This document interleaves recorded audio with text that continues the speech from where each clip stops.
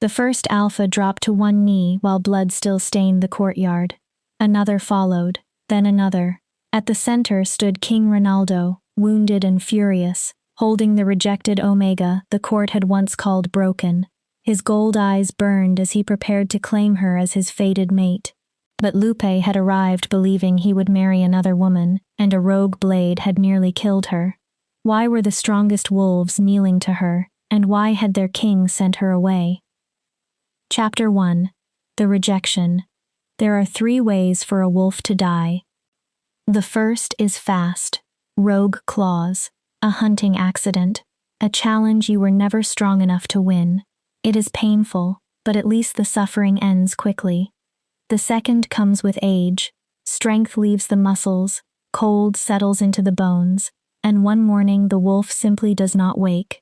It is natural, expected, the ending every creature hopes to reach. The third death is the cruelest, bond rot. It begins when the person fate chose for you looks into your eyes and deliberately destroys the connection meant to keep both of you whole. The broken bond does not kill at once. It poisons the body slowly. Day after day, the heart remembers what it lost, while the flesh forgets how to live. That was the death waiting for me when I found him. A black wolf lay bleeding in a river, shattered almost beyond saving. He was as close to death as I was, and with darkness closing around both of us, I made the first true choice of my life.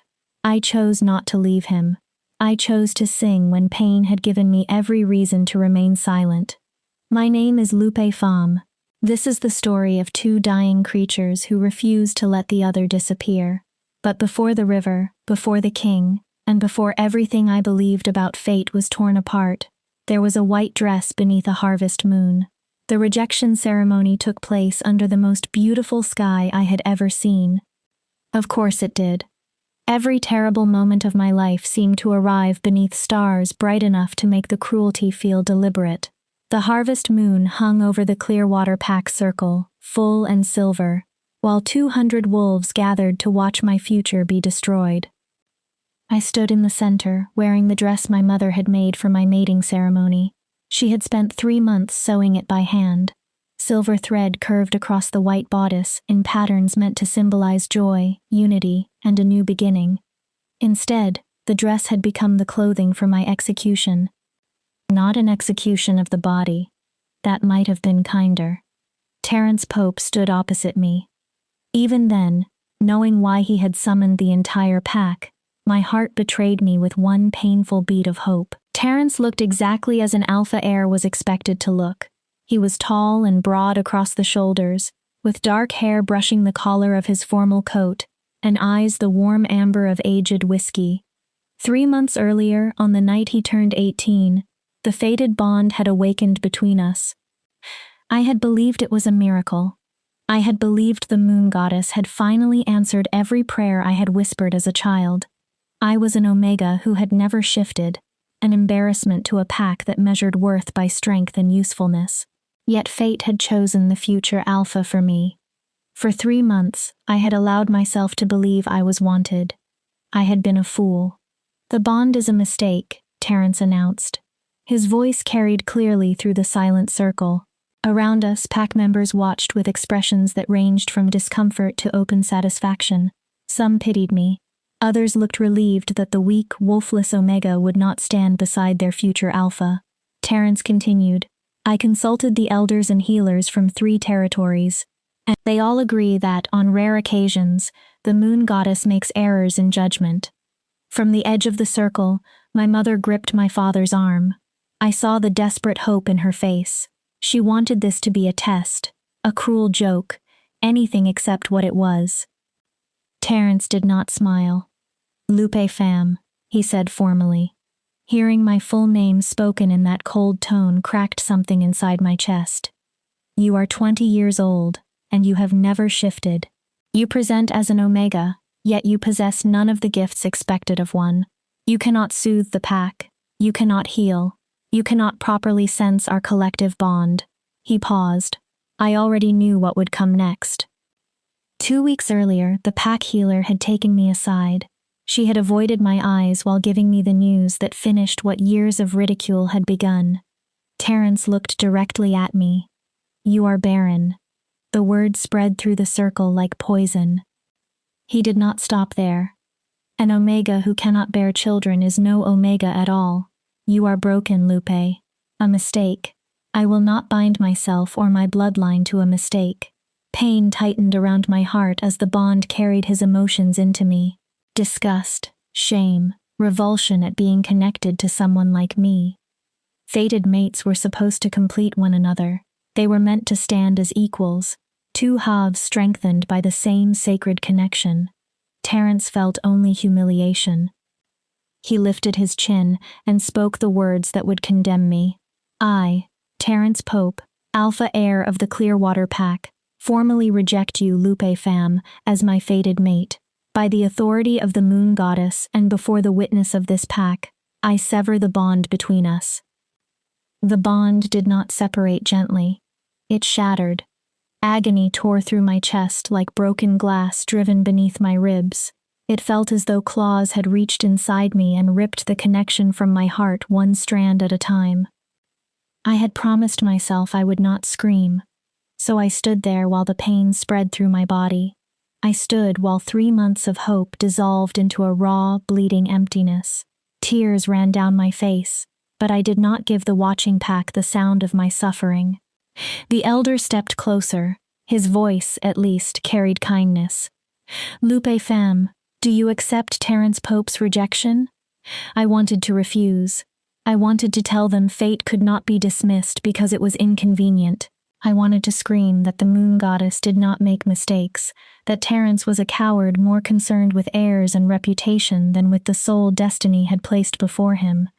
But none of it would make him choose me, and no bond could survive if only one person wanted it. "I accept," I whispered. The last thread snapped. The pain stole the air from my lungs. The world tilted, and by the time I understood what was happening, I was kneeling in the dirt. Dust and dead leaves stained the white skirt my mother had sewn for a celebration. Terence turned away. He never looked back. The ceremony ended as quickly as it had begun. Wolves returned to their conversations, their homes, and their certainty that the natural order had been repaired. The weak omega had been removed.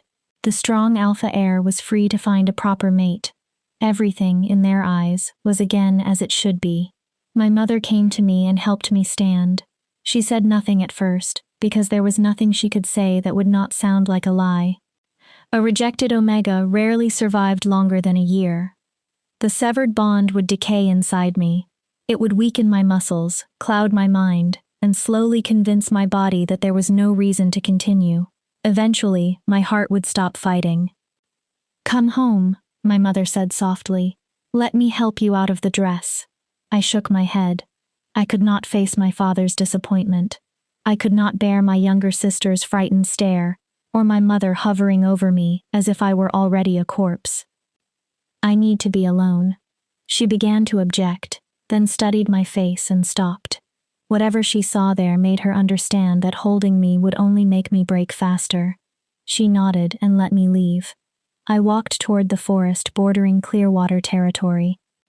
I did not care about pack boundaries. I did not care about rogues, wild animals, or the danger of an injured omega wandering alone at night. A quick death beneath claws almost seemed merciful compared with the slow decay waiting inside me. The forest swallowed the sounds of the pack. Leaves cracked beneath my shoes. The moon shone through the branches, bright and indifferent. I kept walking until my feet ached, until the pack houses vanished behind the trees, and until I reached the old river marking the edge of Clearwater land. Beyond it lay unclaimed territory. I stood beneath the harvest moon and did something I had not done since childhood. I sang. Before I failed to shift, my mother had called my voice a gift. She claimed plants grew faster when I sang near them. Crying babies became quiet. Animals stepped from hiding and listened as though they understood every note. After it became clear I had no wolf, those stories stopped sounding magical. They became another reminder that the only thing unusual about me was useless. What value did a song have when I could not shift? What good was a beautiful voice when I could not fulfill the role Clearwater demanded from an Omega? What did any gift matter when my own fated mate had looked at me as if I were filth? But that night, with the dead bond rotting beneath my ribs, singing was all I had left. I chose an old melody my grandmother had taught me. It had no words, only a slow rise and fall of sound drawn from somewhere deeper than breath. It was a mourning song, a farewell, a melody for things damaged beyond repair. The forest seemed to listen.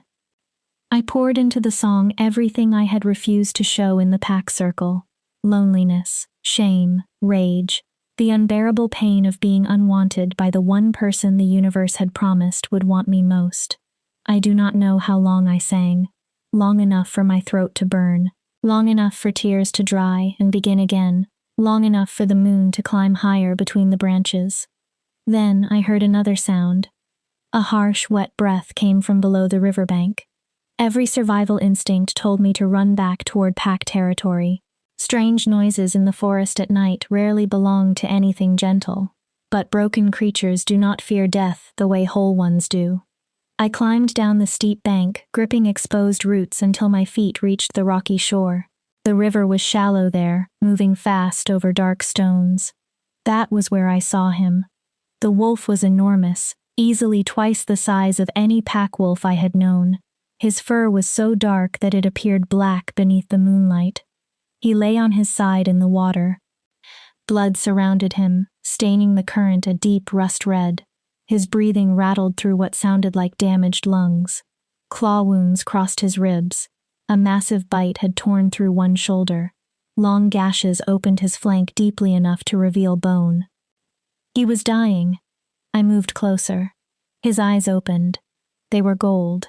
Not amber or brown, but bright metallic gold, fixed on me with an intelligence that felt almost human. I should have backed away. Instead, the suffering in those eyes erased every thought except one. He was alone, and for reasons I could not explain, his pain suddenly mattered more to me than my own. "Easy," I whispered, taking another careful step. "I am not going to hurt you." His lip lifted over teeth as long as my fingers. A warning growl trembled through his chest, but it was weak and broken. I knelt in the freezing river beside him. Then I sang again.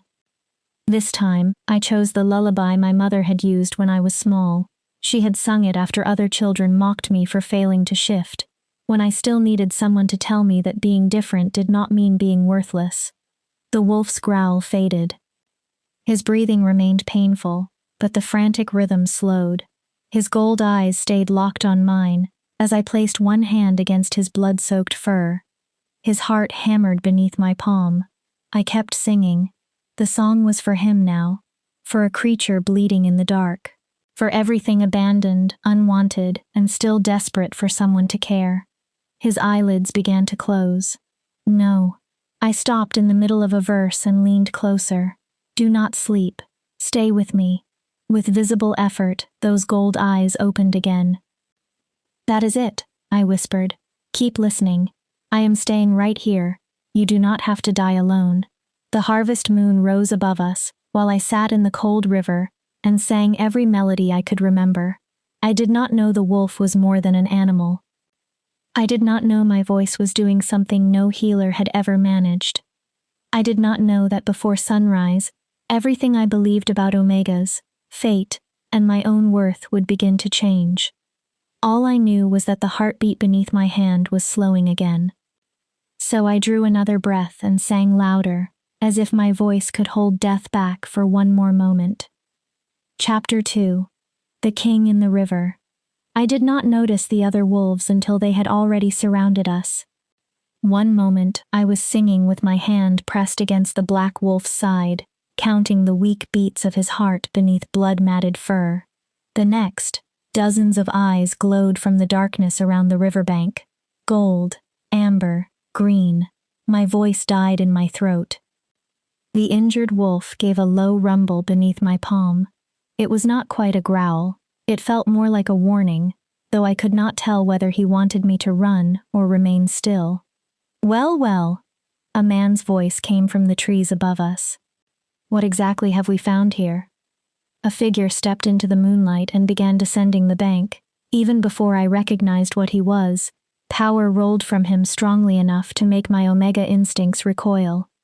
Alpha, a powerful one.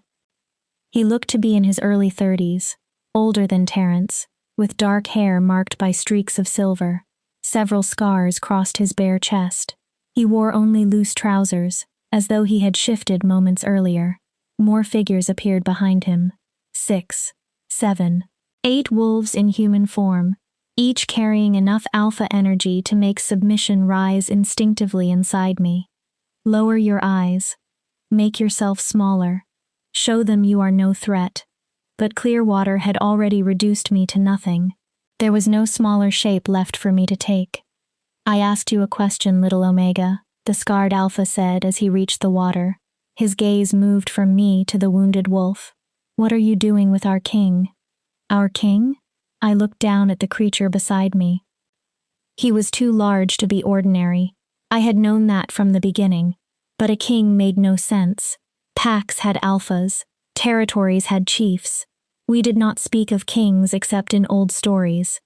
I was only trying to help him, I said. My voice was rough from singing. He is badly hurt. Hurt. The alpha gave a humorless laugh. Yes, that is one word for it. He glanced at the wounds. Our king challenged 3 rogue alphas who had been terrorizing a human settlement near the border. He killed all 3. They nearly tore him apart before they died. The others moved closer. Their suspicion was obvious, but beneath it I sensed something more surprising. Fear. They were afraid of the dying wolf beneath my hand. You should move away, the scarred alpha said, his tone becoming almost gentle. When a king wolf dies, the release of power can be violent. At this distance, you would be caught in it. He is not going to die. The words came out before I could stop them.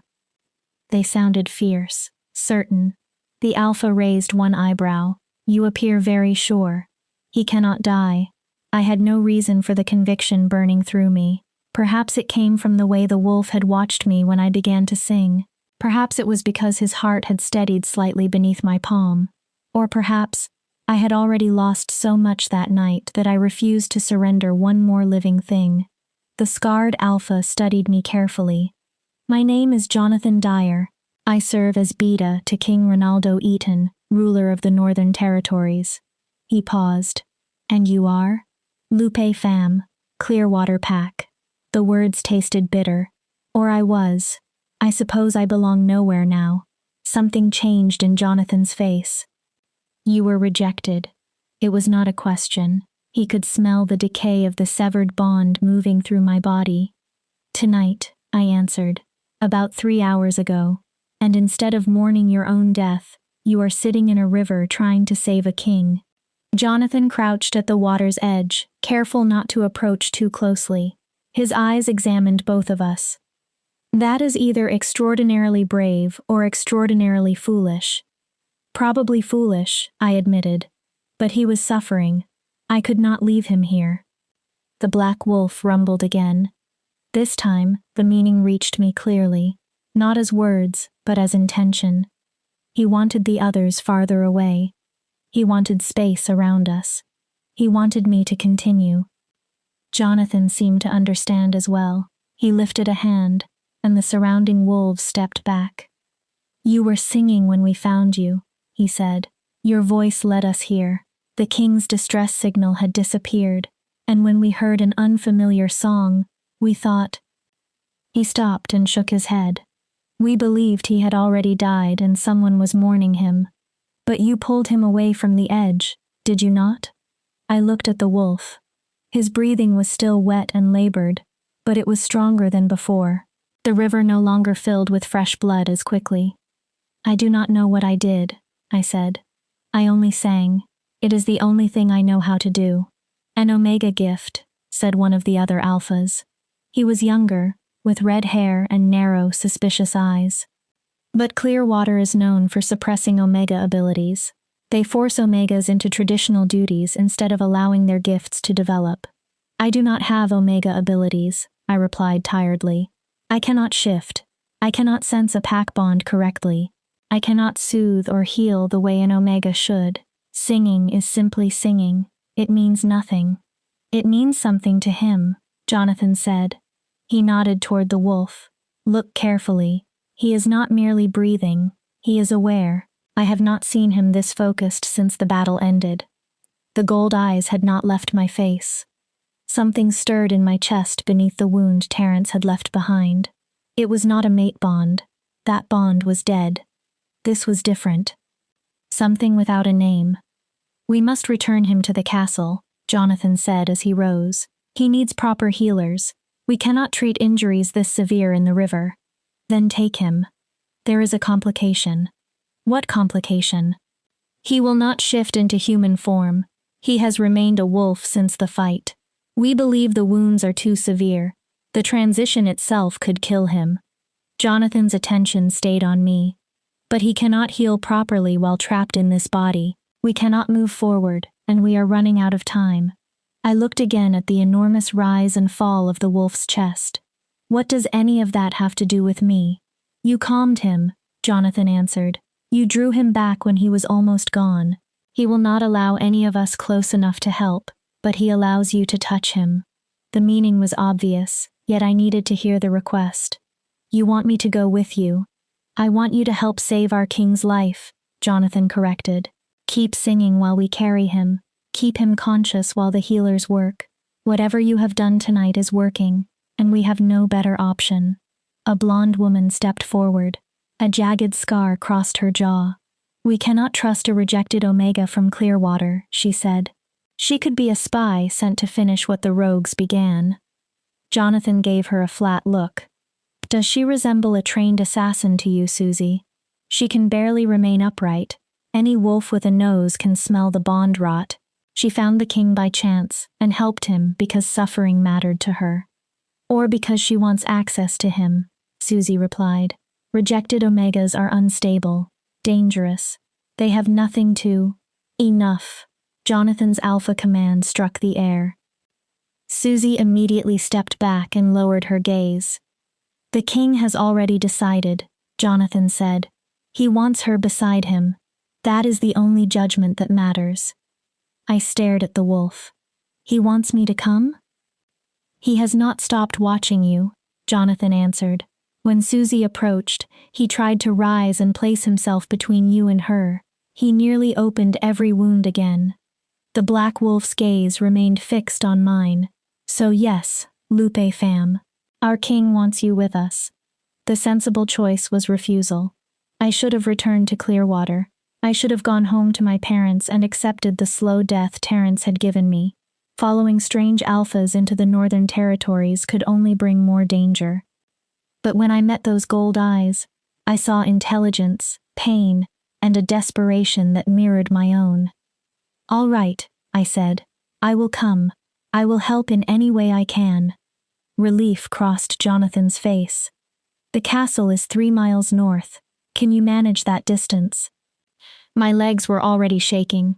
Exhaustion pressed down on me like stone. I nodded anyway. We will carry the king, Jonathan said. Stay close. Talk to him. Sing. Do whatever keeps him here. He looked at the wolf, and his jaw tightened. If he begins to fade, then I sing harder. Jonathan nodded once. Exactly.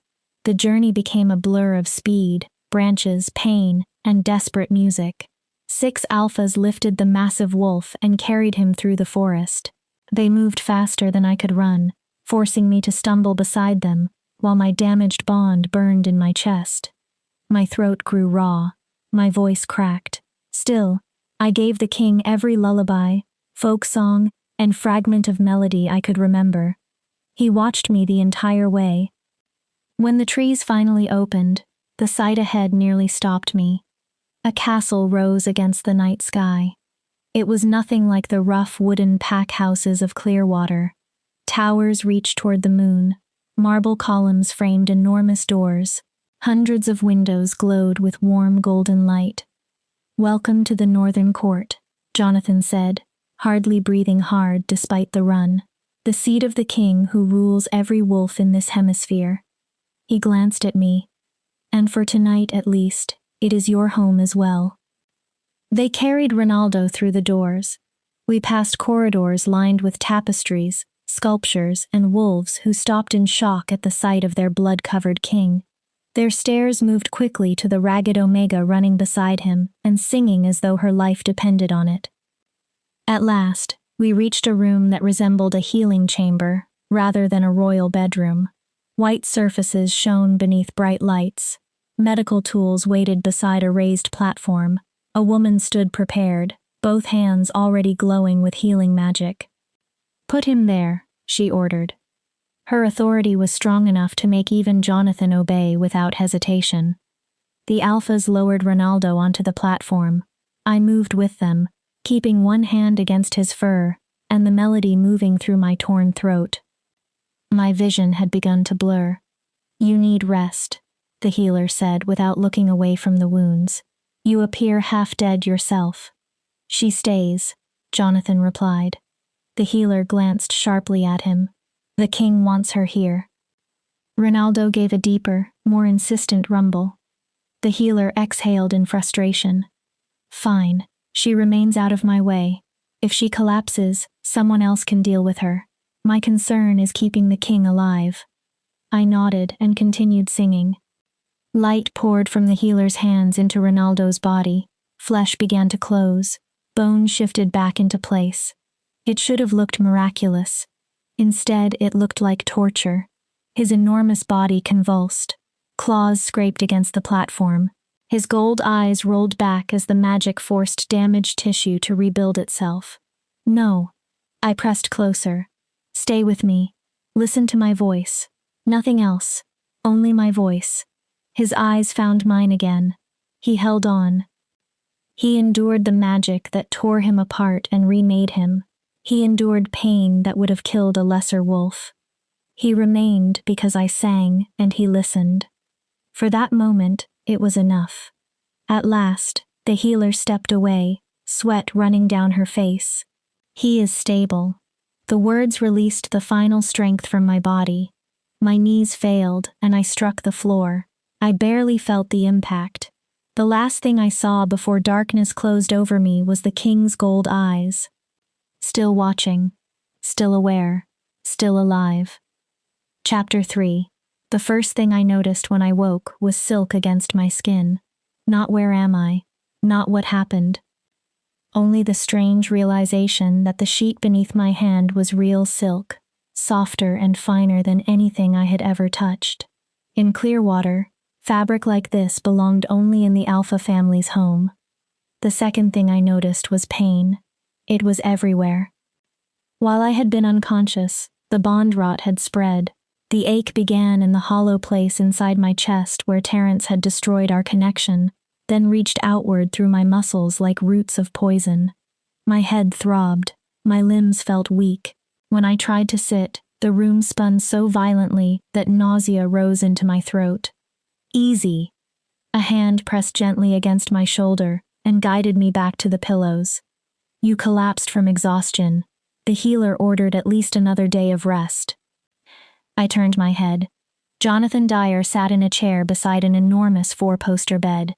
Midnight-colored curtains framed it, and the room beyond was larger than my entire family home. High windows showed the pale sky just before dawn. "Where am I?" I asked.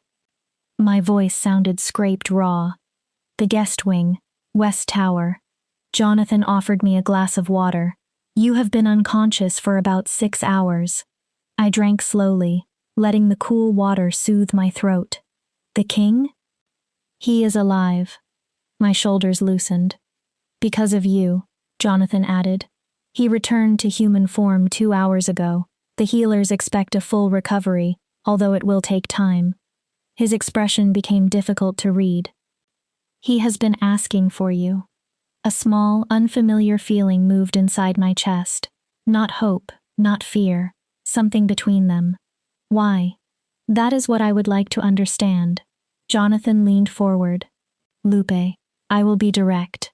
Do you realize what you accomplished last night?" I kept him calm while the healer worked. "You did far more." His eyes sharpened. "You pulled a king wolf back from death. Our best healers have treated wounded kings for centuries, and even with every resource available, only about half survive injuries like his. You had no training, no bond to him, nothing except your voice. He paused. Ronaldo lived because you refused to allow him to die. I did not know how to answer. Jonathan continued. The king wants to see you as soon as you can walk. Before that happens, you need to understand who King Ronaldo Eaton is. I placed the empty glass on the table beside the bed. He is not like other alphas, Jonathan said. He is not even like other king wolves. Ronaldo is complicated, dangerous. He has killed more rogues than any ruler in 3 centuries. He has forced peace between territories that had fought for generations. He built this court from nothing, and united wolves who once would not sit in the same room. Jonathan's voice softened. He is also completely alone. I do not understand. King wolves do not have packs in the usual sense. We serve him, but we are not truly his pack. His parents died when he was young. He has no siblings, no close family, and almost no one he allows near him. He has never taken a mate. Because he did not want one? Because king wolves bond differently. Their mate connections are stronger, more complete, and far more dangerous. The last word made my skin tighten. Why are you telling me this? Because he asked me to. Jonathan rose and crossed to the window. Ronaldo has spent so many years as a symbol, a weapon, and a ruler, that he no longer remembers how to be an ordinary man. When you see him, he may appear cold. Do not mistake that for rejection. He looked back at me. It is protection. He is trying to protect you from himself. I do not need protection, I said quietly. I am already dying. For the first time, Jonathan's control slipped. Sadness moved across his face. That is exactly why you frighten him. Before I could ask what he meant, someone knocked. A young woman entered carrying a tray. She had dark curls, anxious eyes, and a habit of looking at the floor instead of at either of us. The king sends his compliments, she said. He asks that Miss Pham eat and recover her strength. When she is ready, Beta Jonathan will escort her to his chambers. She set down bread, cheese, fruit, and a bowl of rich soup, then hurried away. My stomach tightened with hunger. I had not eaten since before the rejection ceremony. Eat, Jonathan said. Do not rush. The king can wait. Yet the tension in his shoulders suggested that waiting was the one thing Ronaldo could not do easily.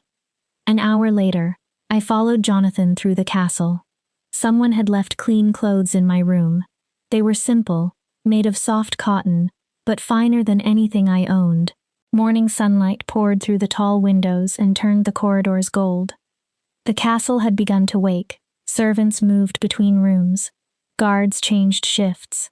Wolves in human form headed toward their duties. Every person we passed stopped to stare. Not at Jonathan. At me. Their curiosity pressed against my skin. Who was the strange Omega walking with the king's Beta? Why had she been given rooms in the West Tower? What possible business could a rejected wolf have with their ruler? Ignore them, Jonathan said as we climbed a spiral staircase. The court is not accustomed to strangers, particularly rejected Omegas who appear from nowhere and save dying kings. Is that what they are saying? That, and several more imaginative versions. Gossip spreads through this castle faster than fire through dry grass. A faint smile touched his mouth. You have created considerable trouble already, Lupe Pham. At the top of the staircase, he stopped before an ornate door. 2 large alpha guards stood on either side. Their faces revealed nothing. The king is inside, Jonathan said. He is waiting for you. I will remain here. My heart began to race. What am I supposed to say to him? Whatever is honest. That seems dangerous. With Ronaldo, formality is usually more dangerous. Jonathan's expression softened. Be yourself. That is who he asked to see. One guard opened the door. I drew a breath and entered. The room surprised me. I had imagined a throne chamber or a formal royal salon. Instead, I stepped into a space that felt almost ordinary despite its size. Books crowded every surface. They filled shelves, covered tables, and formed uneven piles on the floor. Maps occupied an entire wall. Papers and correspondence spread across a broad desk. Open windows admitted cool morning air. A man stood in the center with his back to me. He was tall and broad-shouldered, dressed in dark trousers and a loose white shirt. Black hair fell past his collar. He stood motionless, looking toward the forest beyond the window. "You came," he said. His voice was deep and rough, and the sound tightened something inside me. "You asked for me." "I did." He still did not turn. "How are you feeling?" "Like I am dying," I answered. "Because I am." Then he faced me. For one suspended moment, I forgot to breathe. Terence had been handsome in a clean, polished way. Symmetrical features, easy confidence, the kind of face people trusted before he spoke. Ronaldo was beautiful the way a storm was beautiful. His cheekbones were sharp, his jaw strong, and his mouth seemed unfamiliar with smiling. The gold eyes I remembered from the river were even more intense in his human face. They settled on me as if they could see every wound I had hidden from the world. "Thank you," he said. "For what?" "For remaining beside me when you could have fled. For singing when you had every reason to hate the world. For refusing to let me die. I could not leave you there." "Why?" There was no accusation in the question. He truly wanted to know. "You did not know me. You were suffering from rejection and bond rot. You owed nothing to an injured wolf in unclaimed territory." I considered the answer carefully. "When I first approached, you looked at me." His expression did not change, but his attention deepened. "You were barely conscious," I continued. "Still, there was recognition in your eyes. Not because you knew my face. It felt as though you recognized what it meant to be broken and alone." Something painful flickered across his features. "I understand that feeling," he said, "better than most." He came closer. I forced myself not to retreat. At that distance, I could see bandages beneath his shirt and smell healing herbs. Underneath them was his own scent, cedar, smoke, and something wild enough to stir instincts I had believed Terence's rejection destroyed.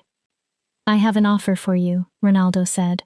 "Although calling it an offer may be generous, it is more accurately an arrangement that benefits us both." "I am listening." "You are dying. Bond rot after a fated rejection is fatal in nearly every case. You may have 6 months, possibly less." He spoke without pity, and strangely, I was grateful for it. "I can stop it." Hope struck so sharply that it hurt. "How?" "King wolves possess abilities ordinary alphas do not. One is the power to create a temporary bond. It is not a mate bond, but it is strong enough to override the decay inside you." My hands tightened at my sides. "Why would you do that? What do you want?" "Your voice," he answered as if it were obvious. "When you sang in the river, I felt peace for the first time in years. Not numbness, not the absence of pain, peace." His gaze held mine. "I need someone who can reach me when the darkness becomes too heavy. I believe you can." "That is all? You want me to sing?" "I want you to remain in the castle. You will have rooms, books, food, protection, and freedom within my territory. In return, you stay close enough to come when I need you." The offer sounded impossible. "What is the price?" "The bond will not be gentle." Ronaldo's voice became more careful. "A fated connection grows naturally. This one must be forced into existence and held by will. It may be painful. It will feel foreign. It will connect you to me more deeply than you may want. But it will keep me alive." "Yes." I studied him. His hands were scarred. His shoulders remained tense despite his control. Exhaustion lived in his gold eyes. He was dangerous, powerful, a king. He was also a lonely man offering to save me, because I had first saved him. "All right," I said. "I will stay." His brows lifted slightly. "You do not want time to consider it?" "I have spent my entire life considering how to become worthy, strong enough, useful enough, good enough." I raised my chin. It earned me a public rejection and a death sentence. You are offering me life and the chance to matter to someone, even if I matter only as a voice in the dark. I do not need more time." For the first time, something close to a smile softened his face. "Then we have an agreement. I will perform the ritual after sunset. Until then, rest, eat, allow the healers to examine you." He paused. "And Lupe?" "Yes? Do not be afraid of me. I am many things, but I would never deliberately hurt you." When I left his chambers and found Jonathan waiting outside, one thought followed me through the castle. Could a king who had forgotten how to be human truly promise not to cause pain? And why, against every lesson my life had taught me, did I believe him? Chapter 4. The Bonding Ritual. The hours before sunset passed in a haze that felt both ordinary and impossible. A healer came to examine me. She was not the sharp-voiced woman who had treated Ronaldo during the night, but an older wolf named Marilyn Driscoll. Her touch was careful, and concern deepened the lines around her eyes, as pale diagnostic light moved from her fingers into my chest. "The decay is advancing faster than it should," she said. Ronaldo had estimated I might have 6 months. Marilyn gave me weeks, perhaps only 1 month. The rejection was unusually violent, she explained. Whoever severed the bond used force instead of care. He wanted to ensure there was nothing left to repair. Of course Terence had. He had not merely wanted freedom. He had wanted certainty that I could never return and beg him to restore what he destroyed. I should no longer have been surprised by his cruelty. It still hurt. "Can the king truly stop this?" I asked. Marilyn's expression became complicated. "King wolves command magic the rest of us do not fully understand. If Ronaldo says he can create a bond powerful enough to suppress the rot, I believe him." She hesitated. "But artificial bonds are harsh things, Lupe. They do not grow from compatibility or fate. They are built by force of will. At first, it may feel as though someone has placed a foreign soul inside your body. But I will live." "You will live," she confirmed. "The question is whether life connected to a king will feel like your own." She left behind a tonic that tasted of pine needles and made my thoughts slightly unfocused. I spent the afternoon in the rooms assigned to me. Rooms was not the proper word. It was an entire suite, with a bedroom, a sitting room, and a private library small only by the standards of the castle. The shelves made my heart ache. I had never been allowed access to so many books. Clearwater Omegas were expected to learn cooking, cleaning, childcare, and obedience. Reading for pleasure was treated as selfish. Reading history or philosophy was considered pointless. I moved along the shelves, touching leather bindings stamped with gold. History, poetry, philosophy, legends from territories I had never seen. I could have spent years in that room without reaching the final book. Would I have years? Would Ronaldo's bond hold? Would the rot return and kill me despite everything? A knock interrupted the spiral of fear. Jonathan entered carrying a dress over one arm. "The king asked me to bring this for the ceremony." I accepted it carefully. Deep blue silk slid over my fingers like water. The gown had long sleeves, a high neckline, and an elegance that came from restraint rather than decoration. "It belonged to his mother," Jonathan said. I nearly dropped it. "She died when Ronaldo was 12. He does not allow anyone to touch her belongings. But he wanted you to wear this." The meaning of the gesture settled heavily over me. "I cannot accept it. What if I tear it or stain it? Then it will be torn or stained." Jonathan's voice was calm. "Lupe, the king does nothing like this without intention. If he gives you something that belonged to his mother, it matters. Do not reject the gesture because you are afraid you do not deserve it." I nodded, unable to trust my voice. He watched me for a moment. "Are you reconsidering the ritual?" "No." "Everything surrounding it?" "Yes." I sat on the edge of the bed, the blue dress gathered in my hands. "I still do not understand why he is doing this. What does Ronaldo truly gain?" "I already told you. Peace. Someone who can reach him when power and duty begin to consume everything human inside him. Jonathan leaned against the doorframe. But there is more. You interest him. You are the first person in years to look at Ronaldo and see a man instead of a crown, a weapon, or a path to influence.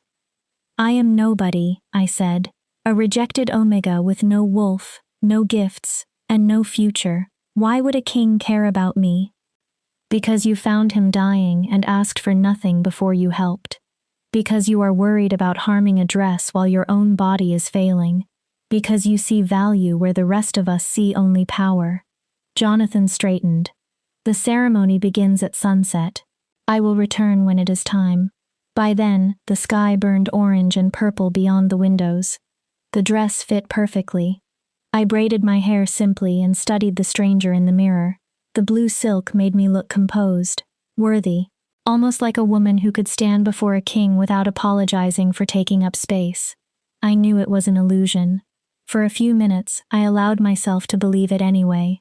Jonathan led me through the castle, but instead of climbing toward the royal floors, we descended. Down one spiral staircase, then another, through corridors that narrowed as the stone grew colder and the torchlight dimmer. At last, we stopped before a door made of solid iron. The bonding chamber, Jonathan said. It is protected against interference. Once you enter, no one can reach you except Ronaldo. If something goes wrong, I will scream. I meant it as humor. Jonathan did not smile. If the ritual fails, you will either die or lose your mind. Those are the known outcomes. He placed one hand on the iron latch. If it becomes truly wrong, not merely painful or unfamiliar, you tell him to stop, immediately. I understand. He opened the door. I had expected bare stone, ancient symbols, and something cold enough to resemble a tomb. Instead, warmth surrounded me. Candles filled the chamber, casting soft gold across thick rugs. At the center stood a low table covered with ceremonial objects. Beside it waited Ronaldo. He wore formal black clothing embroidered with symbols I did not recognize. The fabric seemed to catch the candlelight like shadow mixed with stars. He looked every inch the ruler of the Northern Territories. Powerful, untouchable. Then he saw me, and his expression softened. "You are beautiful," he said. "It is your mother's dress. She had excellent taste. It is not the dress." He approached slowly. "Are you ready?" "No," I answered honestly, "but yes." His mouth almost curved. "Before we begin, there is something you must understand." He took my hand. Electric warmth raced up my arm. "This bond will alter how you experience the world. It will not change your nature, but it will allow you to feel me. Strong emotions will cross between us. I will feel yours as well." His thumb moved once across my knuckles. "There will be few true secrets after tonight. You may hide words, but not fear, grief, anger, or desire. Can you live with that?" I thought of Terence concealing his shame behind polite smiles for 3 months. I had believed he cared until he destroyed me before the pack. Honesty sounds more like a blessing than a curse. Relief moved through Ronaldo's gold eyes. "Then we begin." 2 cushions waited at the center of the room. We sat facing one another, close enough that our knees nearly touched. "Give me your hands." I placed my palms against his. His hands were larger, scarred and calloused, warm enough to make mine feel cold. "The ritual itself is simple," he said. "I will send my power through the contact. You must accept it. Do not fight. Do not try to force it away." He held my gaze. "At first, it may feel as though someone is reaching into your chest and rearranging everything inside you. Endure that first stage, and the bond should settle. And if I cannot, we stop. And I die slowly from bond rot instead of quickly from magical backlash." His face tightened. "I would prefer neither." Despite everything, a small smile escaped me. "Your bedside manner requires improvement. I have been told." He drew a breath. "Ready?" I nodded. The power struck like a wave. Heat exploded through our joined hands and surged into my arms. I gasped and instinctively pulled back, but Ronaldo tightened his grip. "Stay with me," he commanded. "Do not run, I have you."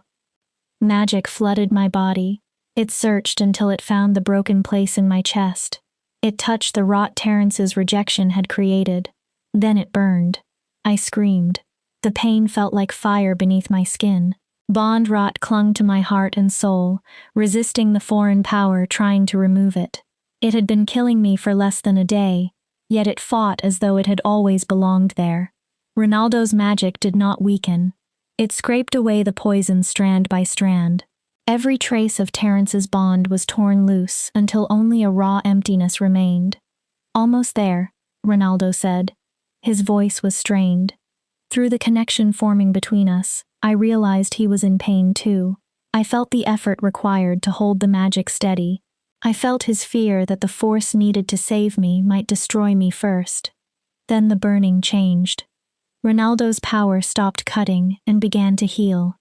Warmth filled the hollow space inside me. Golden magic wove itself through my chest, around my heart, and into something deeper than flesh. It no longer felt foreign. It felt like returning to a home I had never known existed. And suddenly, I could feel him. His determination. His terror of hurting me. His desperate hope that the ritual would work. Beneath all of it lay a loneliness so vast that tears filled my eyes. He had been alone for years, not simply without company, without anyone close enough to touch the person beneath the crown. "Ronaldo," I whispered. His eyes snapped to mine. "You can feel me," he said, wonder breaking through his control. "The bond is accepting you. You are lonely." Tears ran down my face. "No one knows how lonely you are. No one has ever seen it." For one moment, his carefully guarded expression broke. "No one has ever been close enough." The bond settled with a final, almost audible shift. The pain vanished. Warmth spread through my body. The bond rot withered away, leaving strength and the first real promise of tomorrow I had felt since Terrence spoke his rejection. Ronaldo released my hands. Exhaustion swept through me, and I swayed. He caught me before I fell. "Easy. Your body needs time to adapt." I barely heard him. My attention remained on the living golden thread now connecting us. His presence rested at the other end like a second heartbeat inside my chest. "It does not feel wrong," I said. "Marilyn warned me it would. But it feels—" "Say it." "Right." His arms tightened around me. "That is because you are stronger than anyone understood." He leaned back enough to look into my eyes. "Thank you for trusting me. You saved my life." "You saved mine first," he answered. "Now we are even." Neither of us believed it. This was not an exchange of equal favors.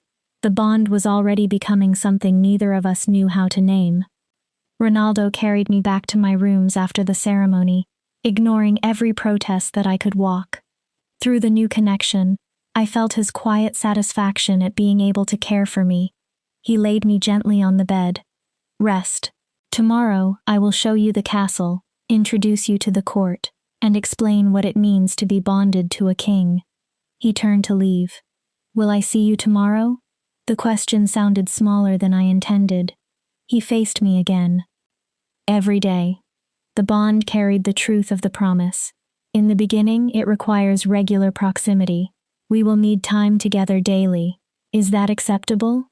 The idea of days without his presence made anxiety tighten inside me. He felt it. His gaze softened. "I feel the same fear, Lupe. The bond moves in both directions." He came back to the bedside and touched my hand. "You are not alone now. Not in this. Not in anything." After he left, I lay in darkness and felt him moving through distant corridors. I sensed his exhaustion, relief, and cautious hope. For the first time since the rejection, I believed I might survive. Not merely remain alive. Live. Chapter 5. Learning to be seen. Sunlight woke me the next morning.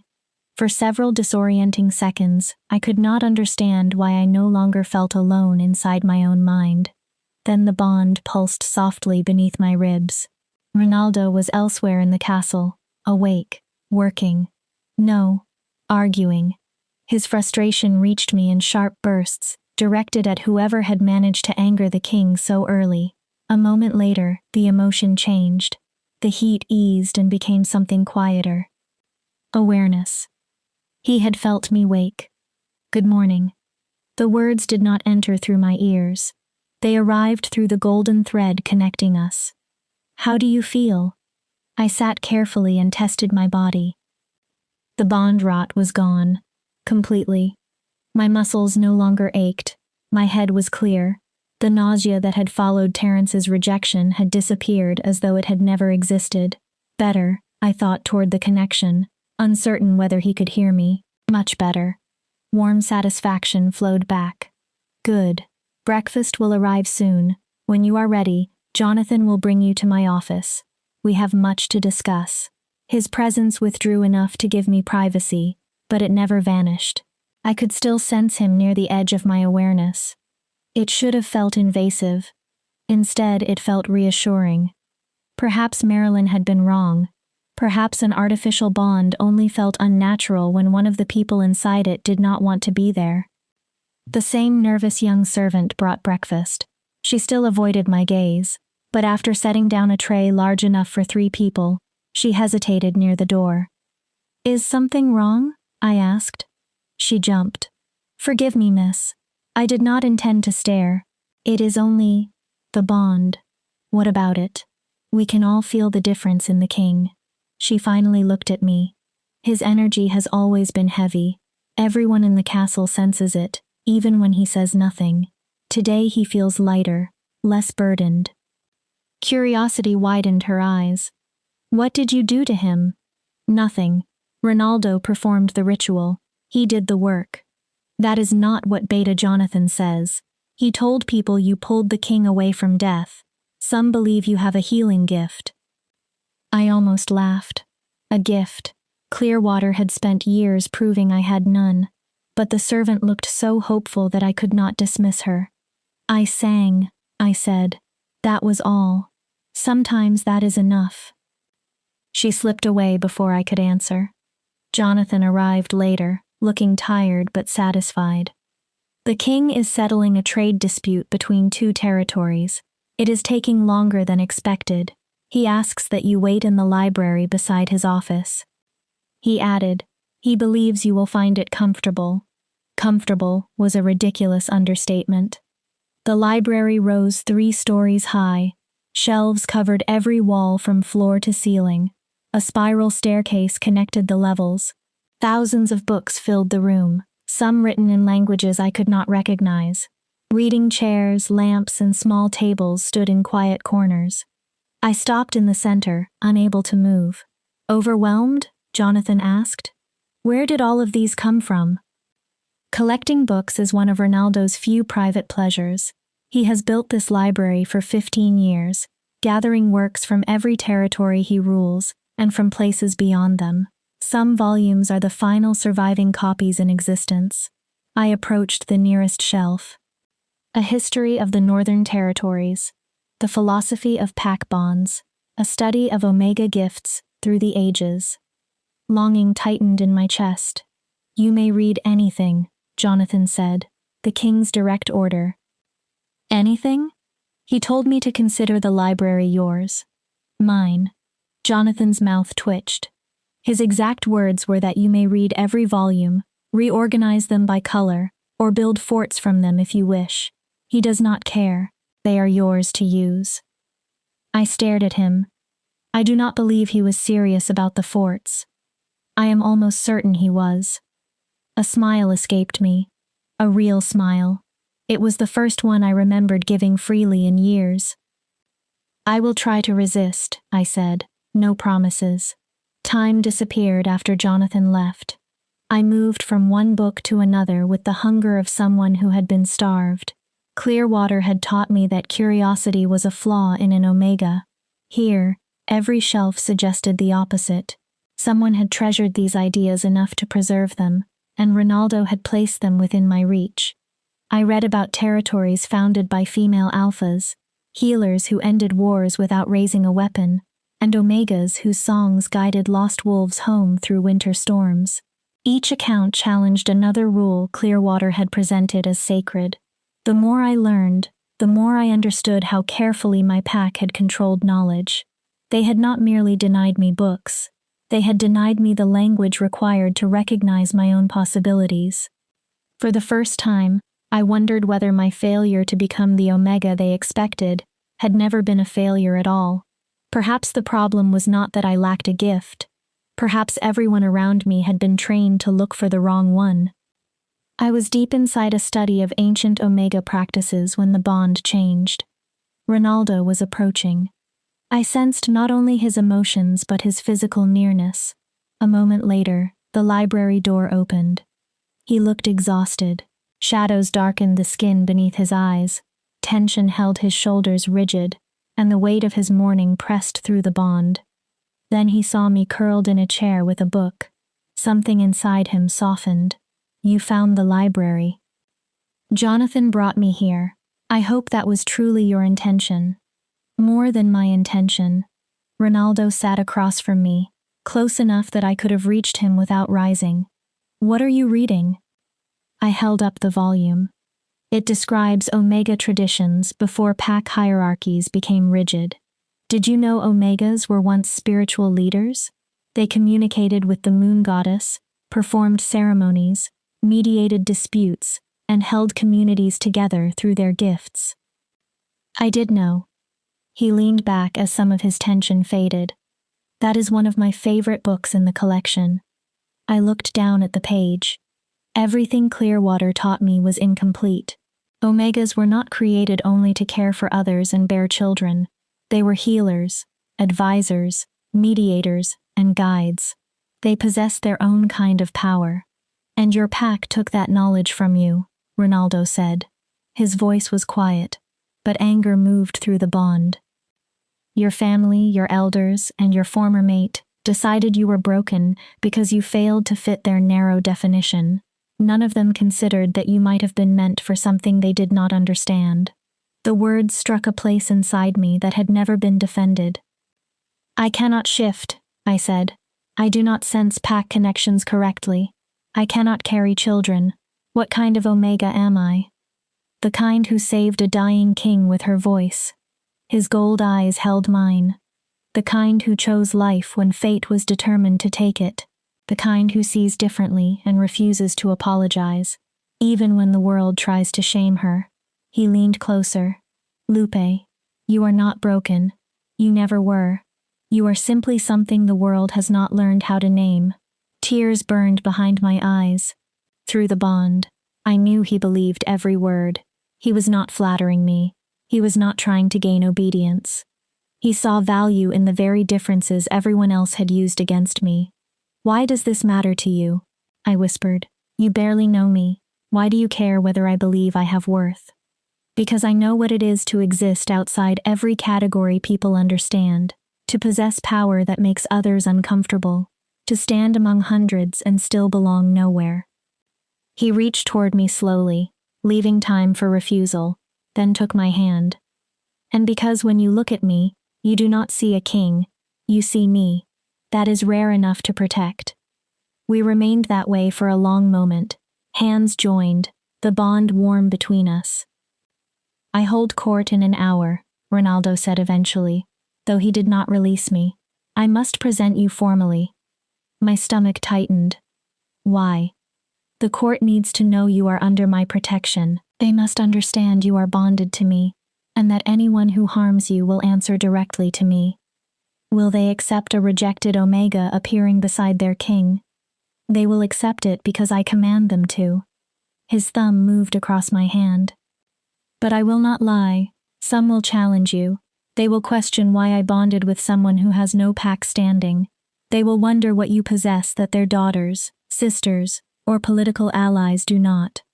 He looked toward the high shelves. "This court is built on alliances and ambition. You will become part of those struggles. Then why display me at all? You could keep me hidden and avoid the argument, because hiding you would imply shame." The answer came immediately. And I am not ashamed of you. He met my gaze again. You deserve to exist without shrinking. You deserve safety without secrecy. A pause passed between us. And, he continued, I am tired of pretending I am untouchable. You make me feel human. I want the court to see that, even if they do not understand. Beneath his determination, the bond revealed fear. Not fear of the court. Fear that he might fail to protect me from it. I am not afraid, I said. The truth of the statement surprised me. I survived the destruction of a fated bond.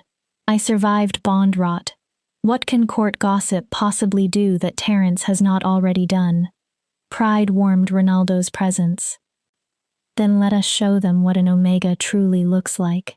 The throne room was already crowded when we entered. The doors opened, and conversation stopped in waves. I heard fabric shift as wolves turned. I smelled curiosity sharpen into suspicion. Several alphas stared at the place where I stood beside Ronaldo, as though my presence violated a law no one had needed to write down.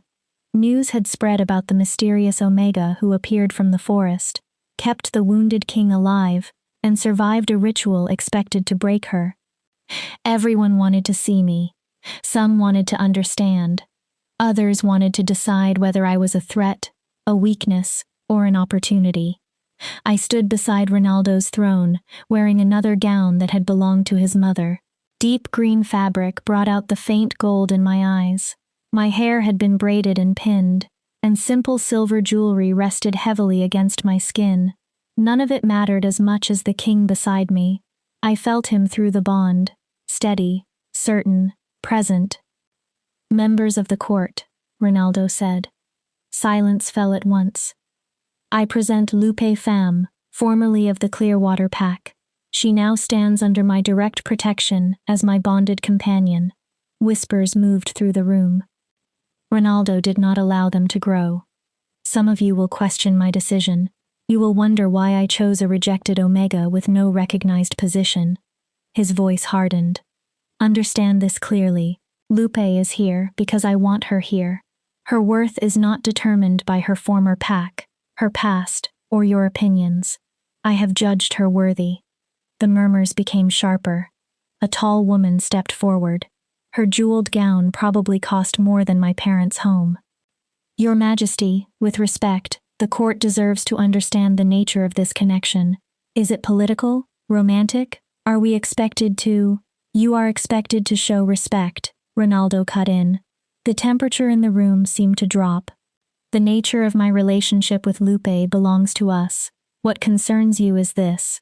She is protected by me, bonded to me, and any insult directed at her is an insult directed at your king. Is that understood? The woman bowed quickly and withdrew. Yet calculation remained in her eyes.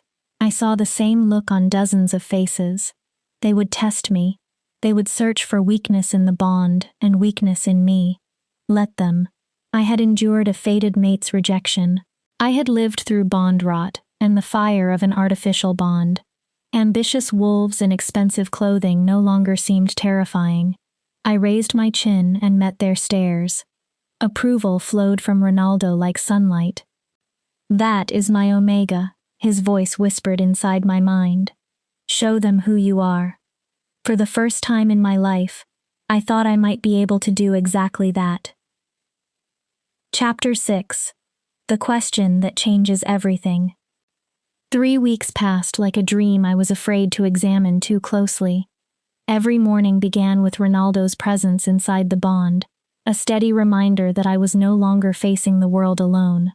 We developed a routine that should have felt strange but soon became natural. Breakfast in his private dining room, while he answered correspondence and I read beside him. Afternoons in the library, where we debated philosophy, history, and the meaning of ancient texts, until one of us became too stubborn to continue politely. Evenings in the gardens, speaking about matters both important and ridiculous. The routine changed both of us in small ways. Ronaldo began leaving treaties beside my breakfast plate because he wanted my opinion before signing them. I stopped apologizing whenever I disagreed. He learned that silence did not always mean fear, and I learned that his sternest expression often hid exhaustion rather than anger. Court servants began smiling when they saw us together. Even Jonathan looked less worried, though he denied it whenever I mentioned the improvement. And each night, before we separated for our own rooms, Ronaldo asked the same question. Will you stay? Never. Will you marry me?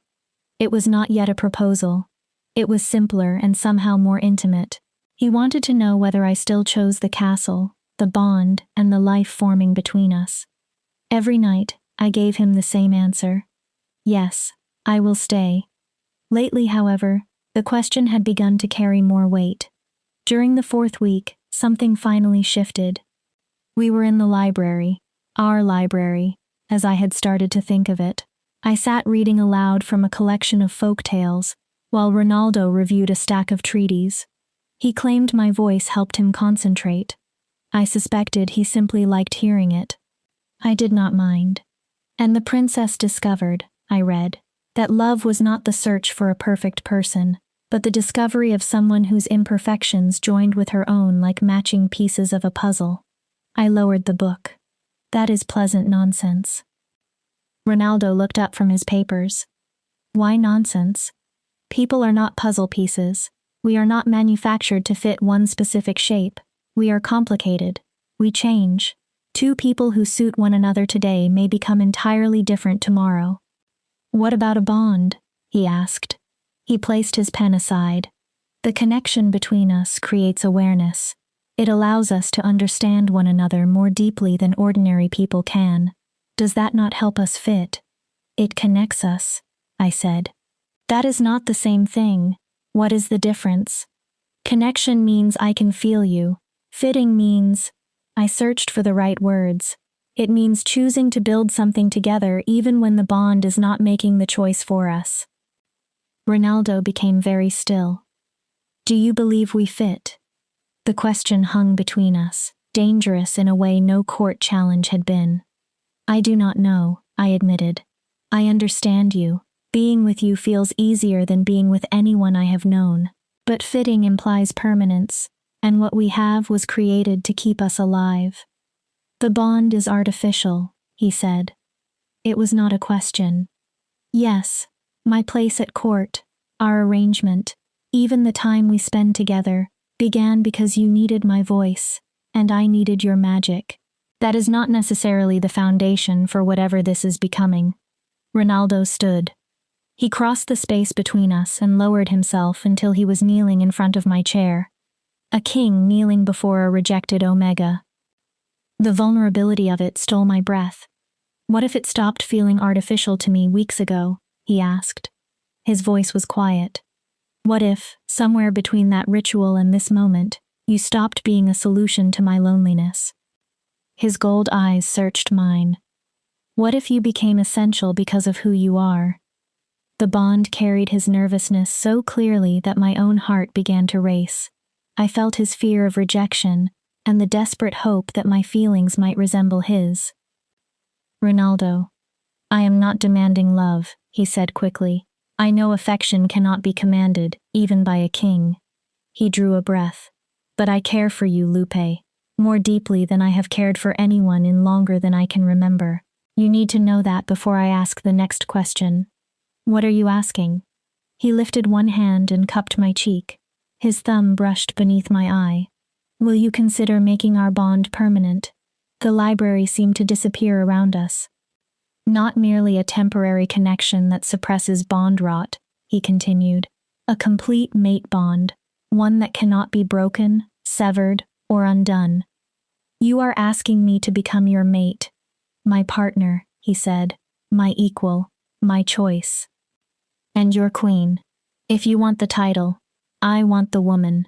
The bond warmed with the truth of it. The connection we have now saved your life, but it remains temporary. If I died, it could dissolve, and the decay might return. A true bond would protect you permanently. It would join us permanently. That is not a small request. I know. He did not look away. I do not expect an answer tonight, or tomorrow, or next week. Take whatever time you need. His voice dropped lower.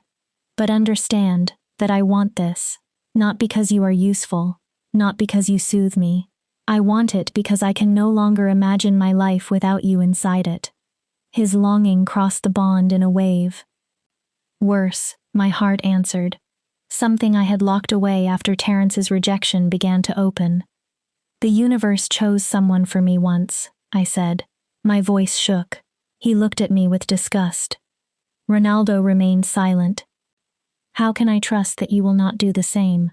How do I know this is not fascination with something new? What happens after you learn every flaw and decide I am not worth the inconvenience? I already know your flaws. His answer was gentle. You are stubborn. You argue even when agreement would make your life easier. You challenge nearly every decision I make. Despite my fear, I almost protested. You still wake from dreams about the rejection, he continued. Sometimes you open your eyes convinced that this castle and the bond are not real. You distrust kindness. You look for betrayal before you allow yourself to hope. His forehead nearly touched mine. I see all of it, Lupe. I still choose you. Tears moved down my face. Why? Because your stubbornness prevents me from ruling like a fool. Your nightmares taught you compassion for anyone who suffers unseen. Your mistrust was earned, and yet you are brave enough to offer trust anyway. His voice roughened. Because you sat beside a dying wolf in darkness and gave kindness without asking what it might purchase. Because you are everything I did not know I was waiting for. I am barren, I whispered. It was the final weapon I had left to use against hope. I cannot give you children or heirs. What kind of queen cannot continue the royal bloodline? The kind whose worth is greater than her ability to reproduce. His response was immediate and fierce. The bond carried no hidden hesitation. There was no private disappointment beneath his words, no calculation about succession, and no shame at wanting a woman the court considered incomplete. I searched for those emotions because Terrence had taught me to expect them. I found only anger that anyone had convinced me my body determined my value. I do not need children, Lupe. I need you. The court may want an heir. The court wants many things. I want to wake every morning and feel you at the other end of this bond. That is enough for me. Everything else can be decided later. I broke. Not the silent tears I had allowed at the rejection ceremony. I sobbed without control, releasing the shame, fear, and desperate hope I had carried for weeks. Ronaldo pulled me into his arms. He did not try to quiet me. He let my tears soak his shirt and held me while I fell apart. I am afraid, I finally managed. I am terrified of wanting this and losing it again. I am afraid too, he murmured against my hair. Fear only proves there is something valuable enough to protect. His arms tightened. I will protect this. I will protect you with everything I possess. We remained on the library floor for a long time, wrapped around each other, while the bond carried emotions too intense for speech. When I finally pulled back, I forced myself to say, I cannot answer tonight. You do not have to. I need time. A week, a month, a year. He touched my face again. I am not leaving. What if I say no? Pain crossed his features, but he did not hide it. Then I respect your decision. The artificial bond remains. You stay under my protection. Our friendship and partnership continue unless you want something different. You would not resent me? I might grieve. I might be disappointed, but resent you? Never. He rose and offered his hand. You have already given me more than I had any right to expect. If companionship is all you can offer, it will be enough. Through the bond, I knew he meant it. I also felt the small, fragile hope he could not silence. The following week was unbearable. His proposal followed me through every corridor and every quiet hour. Will you be my mate? The court sensed that something had changed. Whispers grew around me. Some wolves seemed pleased by the possibility. Others were horrified that a rejected Omega might become queen. Susie cornered me one afternoon. He is going to ask you to mate with him, she said without greeting, if he has not already. That is between Ronaldo and me. I tried to pass. She blocked the corridor. You do not understand what you would be accepting. A queen does more than stand beside a king in a beautiful dress. She manages alliances. She influences laws. Her decisions affect thousands. Susie's gaze moved over me. Do you believe a wolfless Omega with no political experience is qualified? That is Ronaldo's judgment to make. He is lonely, she said. You are convenient. You calm him. You make him feel human. But convenience is not enough to build a reign. Her voice sharpened. What happens when the novelty disappears and he realizes he requires a real partner, someone powerful, someone with standing? Her words struck every insecurity I carried. For one dangerous second, I saw myself through Clearwater's eyes again, wolfless, barren, untrained, standing beside a ruler whose court had been shaped by centuries of tradition. Susie knew exactly where to aim, because those wounds had never completely closed. I did not allow her to see it. If Ronaldo changes his mind, that will be his choice. I will not make mine according to your fear or ambition. I stepped around her. Now move. I have somewhere to be. Her anger followed me down the corridor, but I did not turn. That night, Ronaldo found me in the gardens. I had begun going there whenever the castle felt too close and my thoughts became too loud. He sat beside me on a stone bench and offered silence instead of questions. Patience moved through the bond. He was willing to wait as long as necessary. Susie spoke to me today, I said at last. She believes I am not qualified to be queen. She says I am only convenient. Susie is ambitious and considers you competition. Her judgment is irrelevant. What if she is right about the role? Ronaldo turned fully toward me. Do you know what a good queen requires? Wisdom, compassion, the courage to defend what is right when doing so is difficult. He held my gaze. You possess all three. I am not afraid of the crown, I admitted. I am afraid of wanting this life too much. I am afraid to believe in happy endings again. Then do not call it an ending. He stood and held out his hand. Call it a beginning. We can discover the rest together. I accepted his hand. He led me deeper into the gardens, where moonlight passed through flowering branches, and the air carried the scent of night-blooming vines.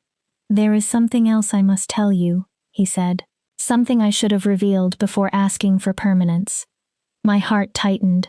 What? The artificial bond has been changing. Our emotions and choices have reinforced the magic. It has evolved into something nearly indistinguishable from a natural connection. What does that mean for us? It means we are already more deeply bonded than I intended. Even if you refuse permanence, losing you would wound me almost as severely as losing a true mate. He stopped walking. I should have told you before asking for forever.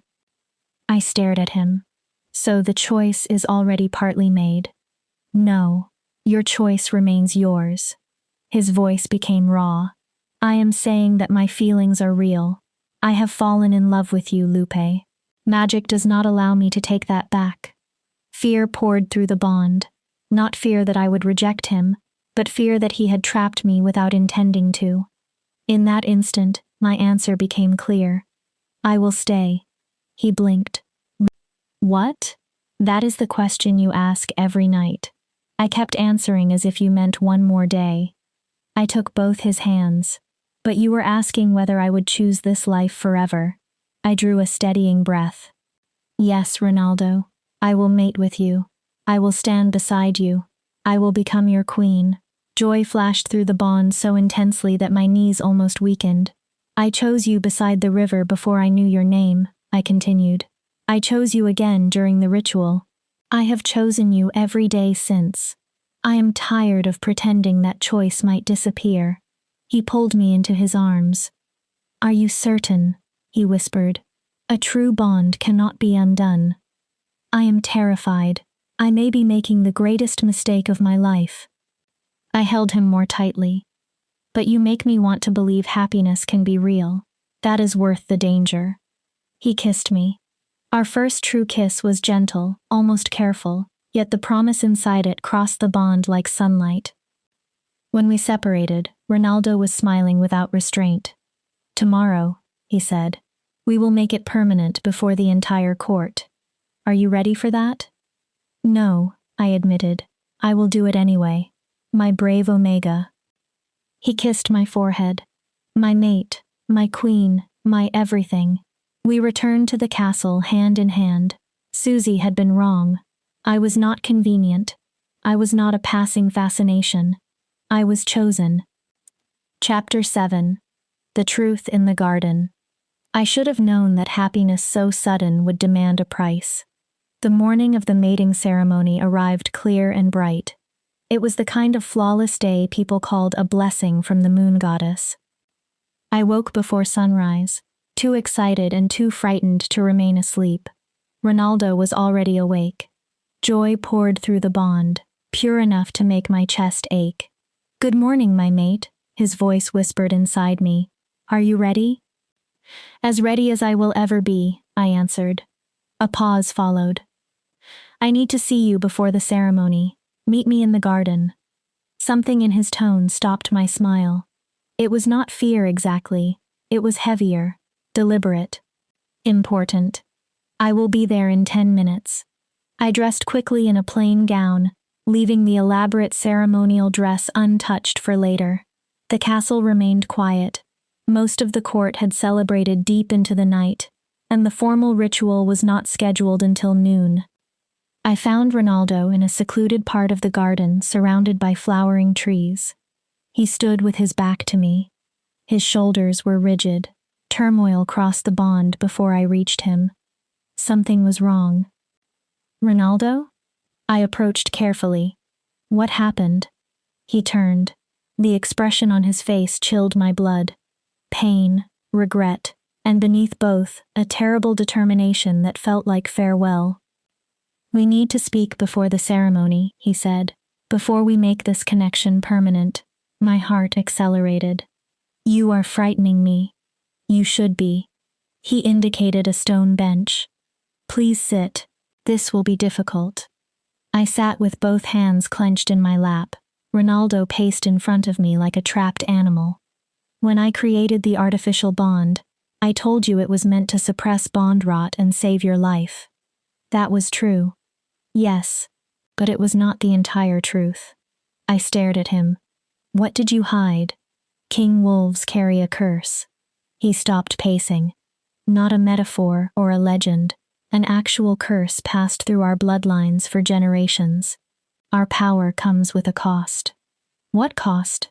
"We cannot form natural mate bonds the way ordinary wolves can." Confusion tightened my brow.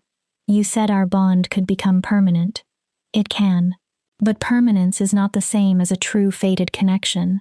What I offered was still an artificial structure held by magic and will." He dragged a hand through his hair. "The curse can be broken only if a king wolf finds someone capable of loving both the ruler and the beast. Someone who chooses him before knowing his identity, status, or power." Dread gathered slowly inside me. "Ronaldo, what are you telling me? When you found me in the river, you did not know I was a king. You saw me wounded, monstrous, and helpless. You chose compassion without expecting reward." His voice weakened. "That was the test." I stared at him. "You passed it. The curse recognized you as my possible true mate because of the choice you made that night."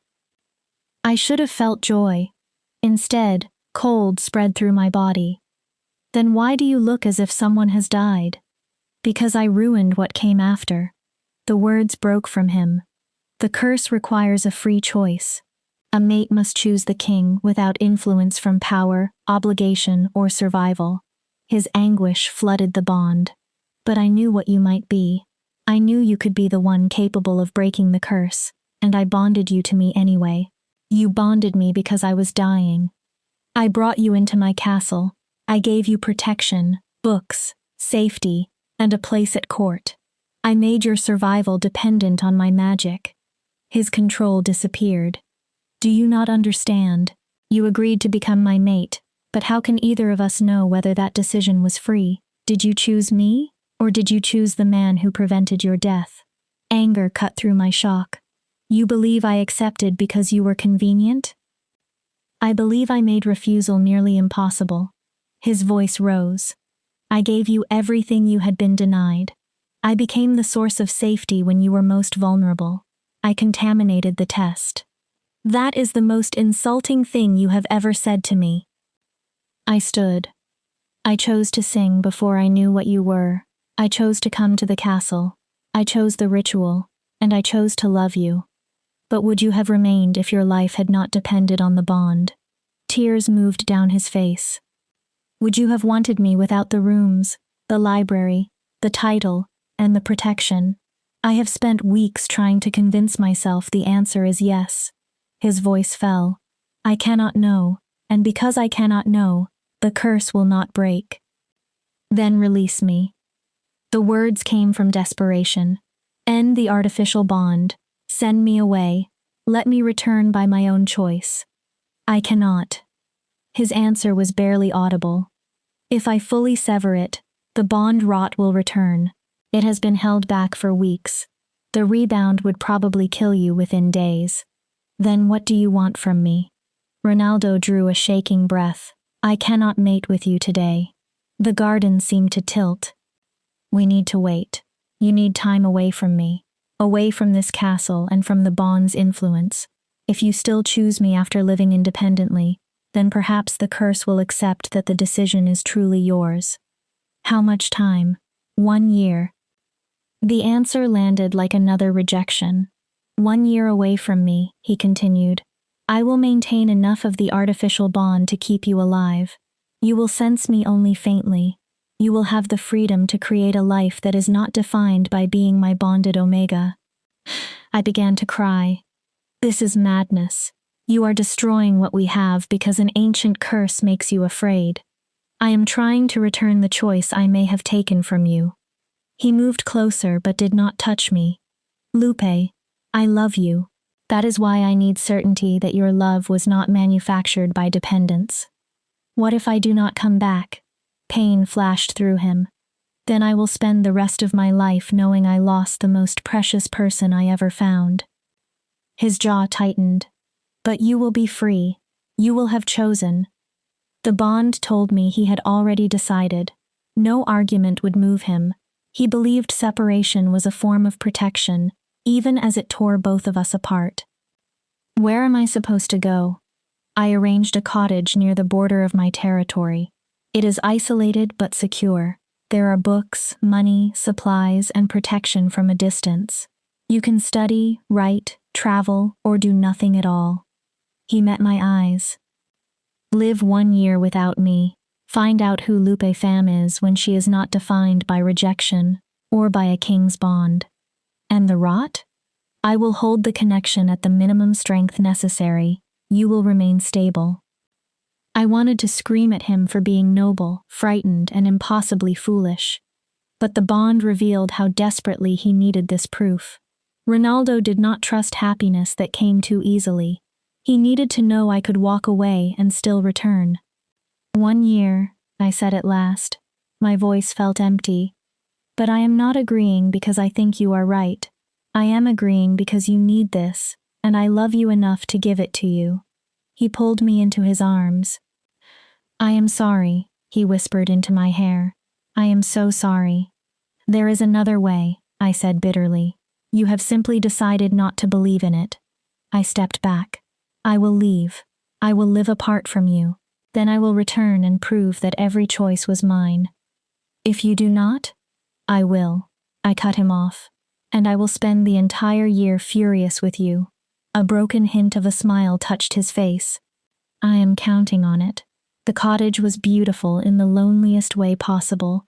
It stood near a forest with distant mountains beyond the trees and a clear stream running nearby.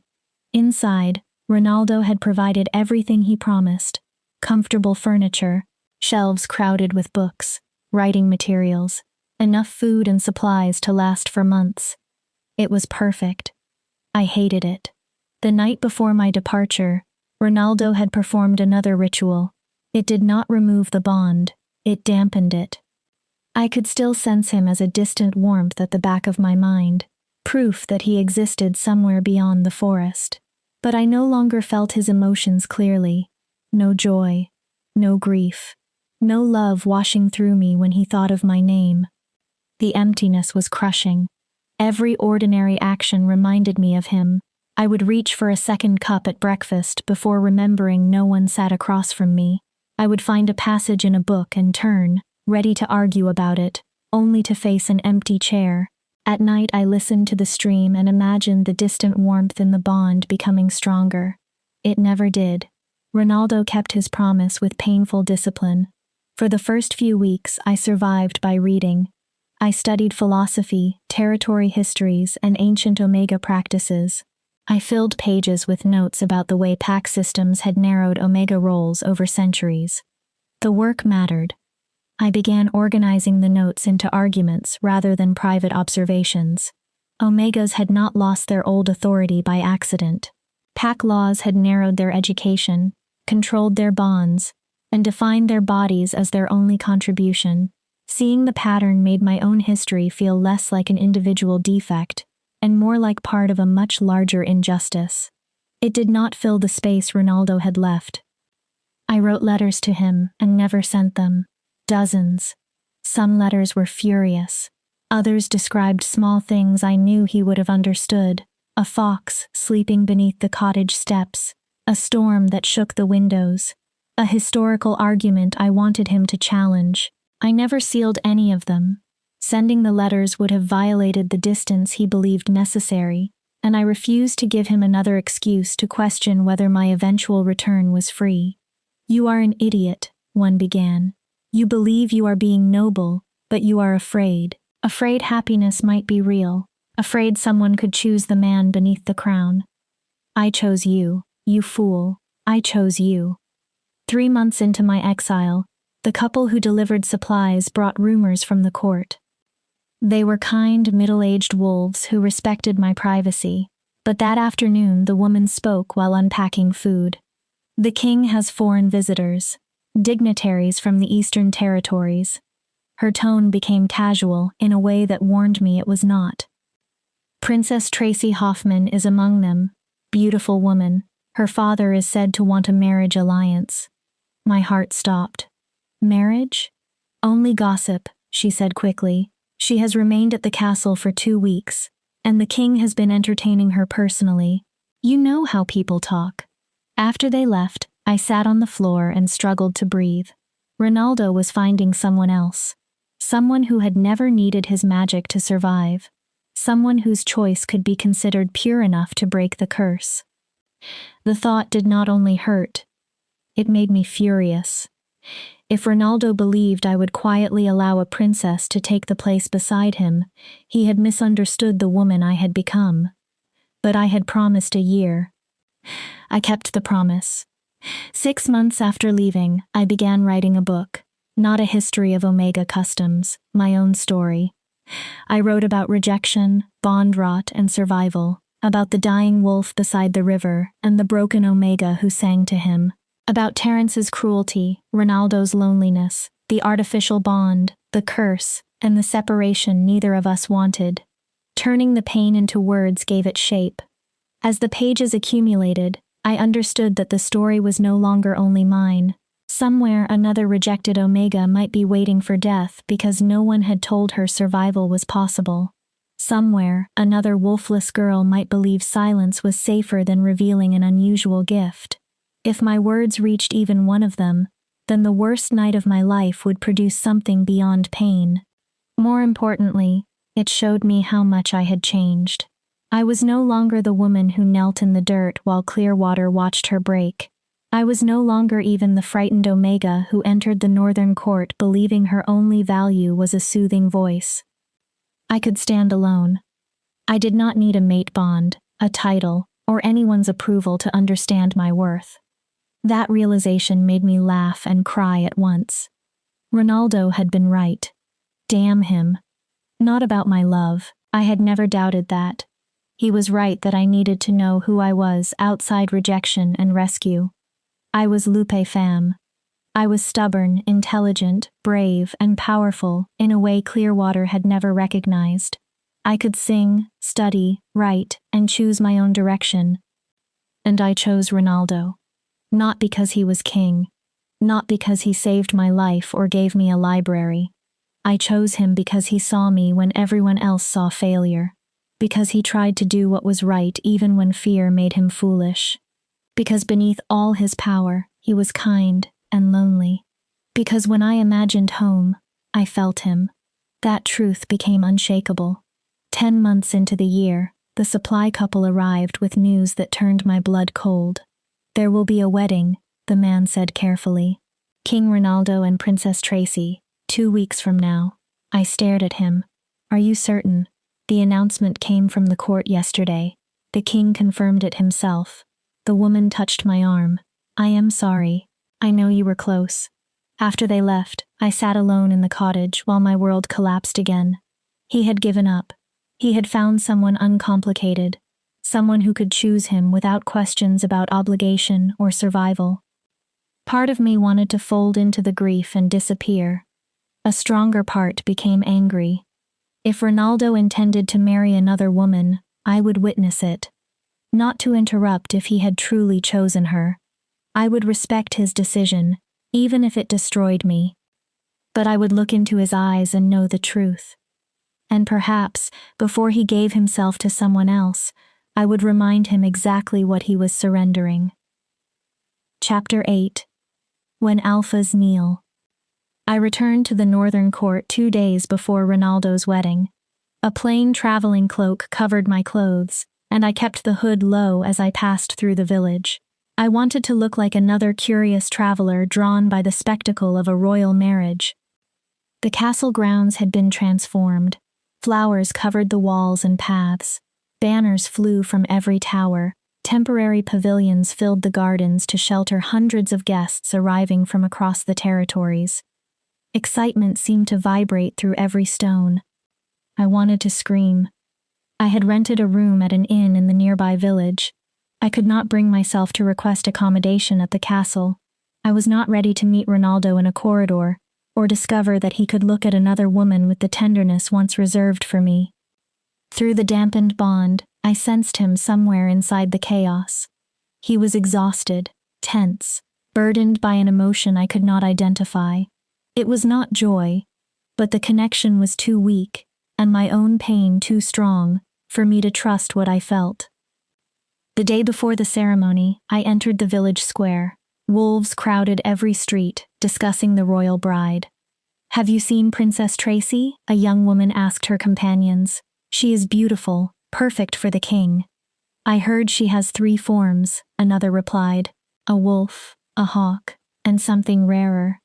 She speaks 5 languages, someone else added, and she understands diplomacy, exactly the kind of queen the northern territories require. Each compliment cut into me. I forced myself to listen.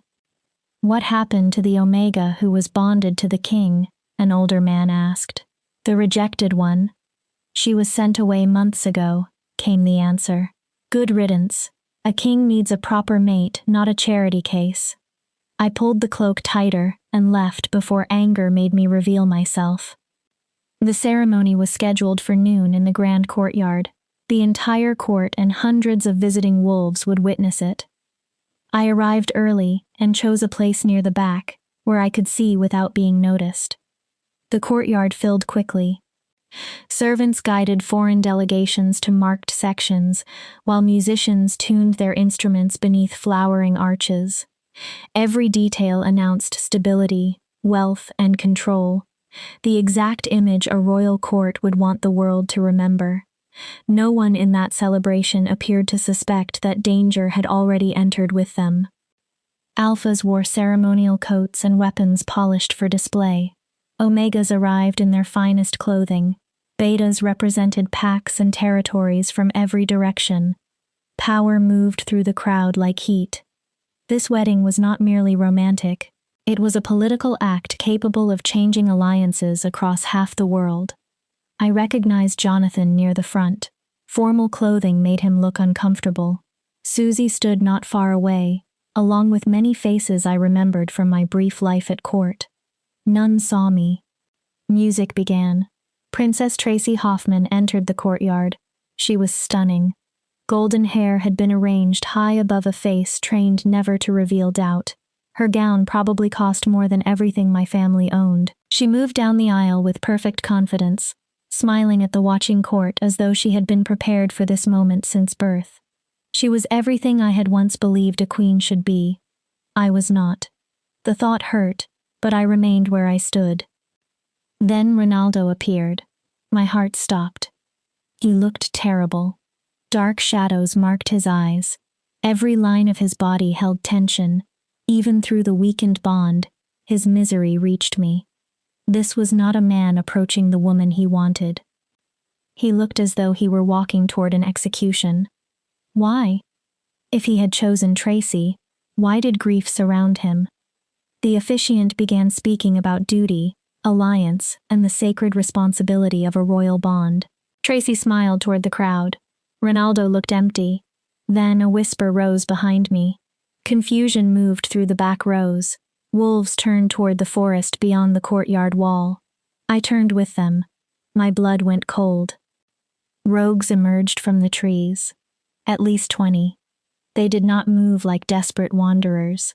They advanced in formation, coordinated and purposeful. Assassins. Someone screamed. The courtyard exploded into chaos. Guests pushed in every direction. Guards rushed to form a defensive line, but the attackers were fast and prepared. They drove directly toward the center of the ceremony, toward Ronaldo. One rogue broke through the guards with a blade raised in both hands. I did not think. I ran. I forced my way through the panicked crowd, shoved between alphas twice my size, and threw myself in front of Ronaldo as the weapon fell. The blade struck across my shoulder. Pain erupted through my body. I hit the stone, and blood poured warm beneath me. Lupe. Ronaldo's roar shook the courtyard. The dampened bond tore fully open.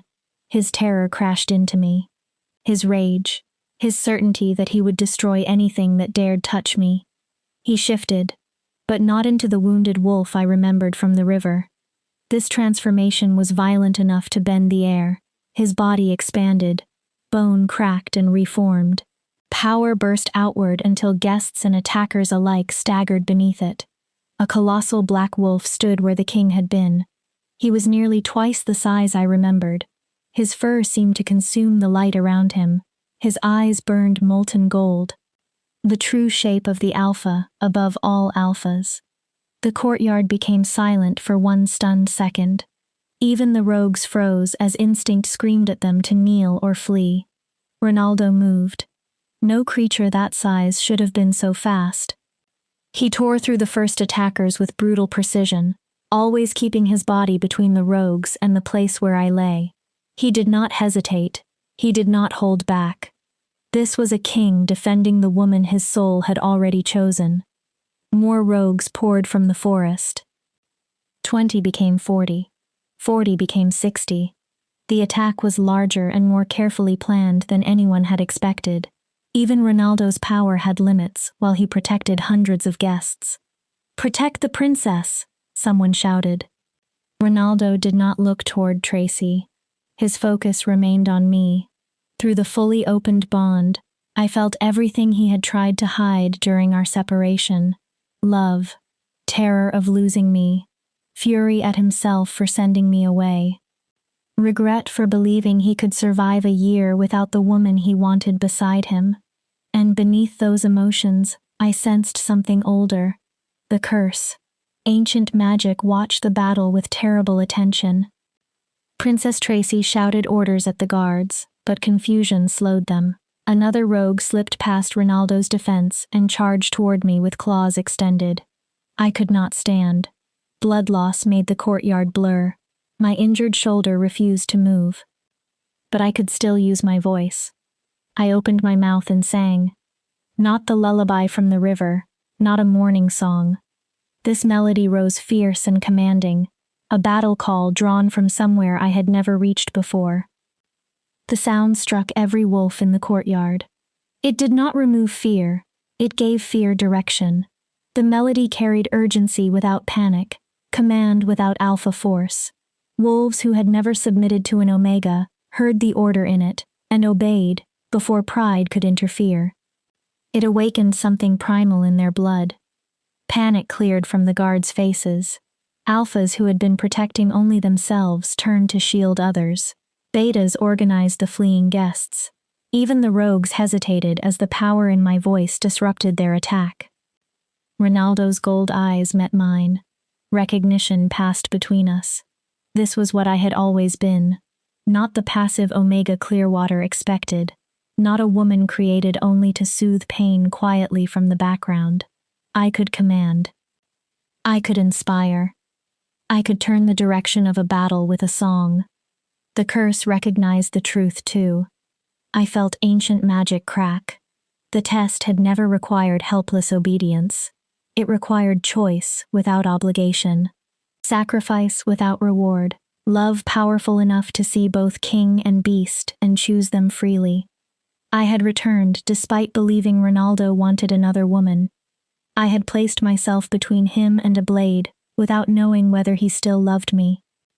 I had chosen him when there was nothing left for him to give. The curse shattered. Lightning tore through the bond. The artificial connection burned away, not severed, but transformed. Something natural surged into its place, permanent and complete. A true mate bond forged through blood, fire, freedom, and choice. Mine, Ronaldo's voice thundered inside me. My mate, my Omega, mine, yours, I sent back as darkness touched the edge of my vision. Always yours. With the curse broken, Ronaldo's power multiplied. He drove through the remaining rogues with terrifying speed. Guards regained control of the courtyard. Healers rushed toward the wounded while soldiers sealed every exit. The last attacker fell. Ronaldo shifted back into human form and ran to me. Blood covered his hands, but his touch was impossibly gentle as he examined my shoulder. "Stay with me," he said. His voice broke. "Do not dare leave me now." "I am not leaving." The words came weakly. "It only hurts." "I know. The healers are coming. Hold on." He pressed his forehead to mine. "I am sorry. I was a fool.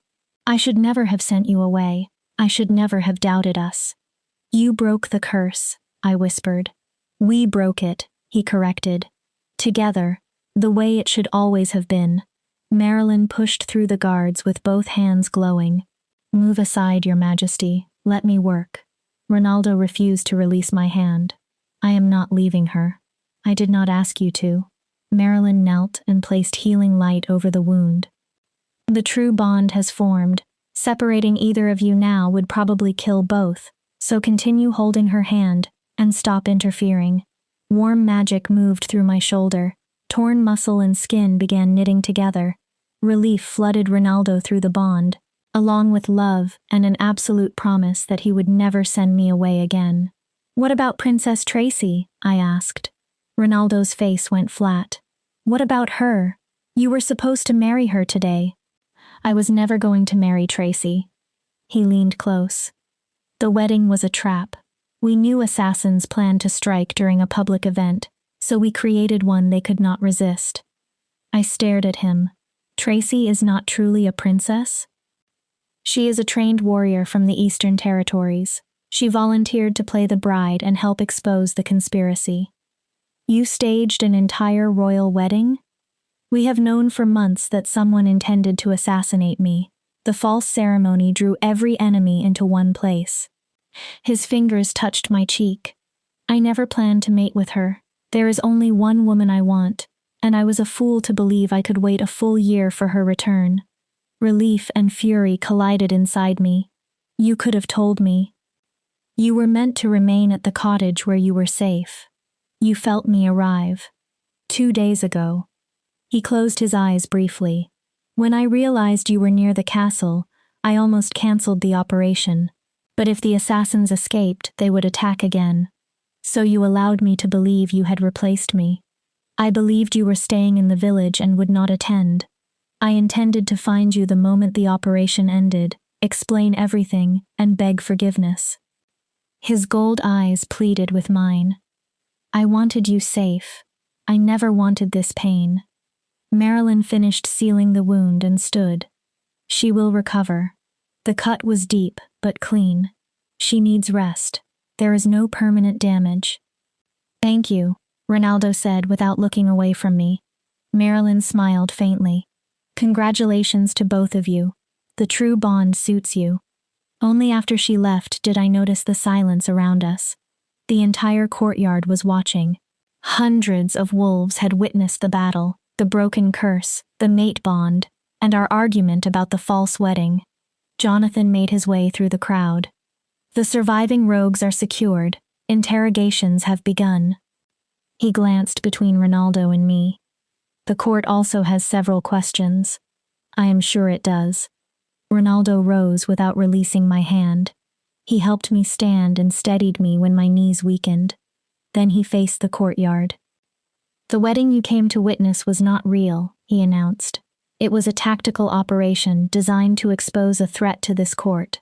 Tracy Hoffman was never my intended mate. Gasps moved through the guests. Ronaldo drew me against his side. My true mate is Lupe Pham. She saved my life today, as she saved it beside the river. She broke a curse older than this court by refusing to become anything except herself. His voice carried across every stone. And if she will still accept me after the pain I caused, she will stand beside me as queen. Every gaze turned to me. Through the bond, I felt Ronaldo's vulnerability. He feared that 10 months of loneliness and one final deception had destroyed the choice he fought so hard to protect. I could have made him wait. I could have forced the king to suffer for several more minutes. But I had already lost 10 months. I was finished with separation. Yes, I said clearly. I will mate with you again, properly this time. Relief burst through him. But, I added, you will spend the rest of your life making amends for that year apart. Agreed. He pulled me into a kiss, and cheers erupted around us. When we separated, Ronaldo addressed the court again. A true mating ceremony will take place in 1 week.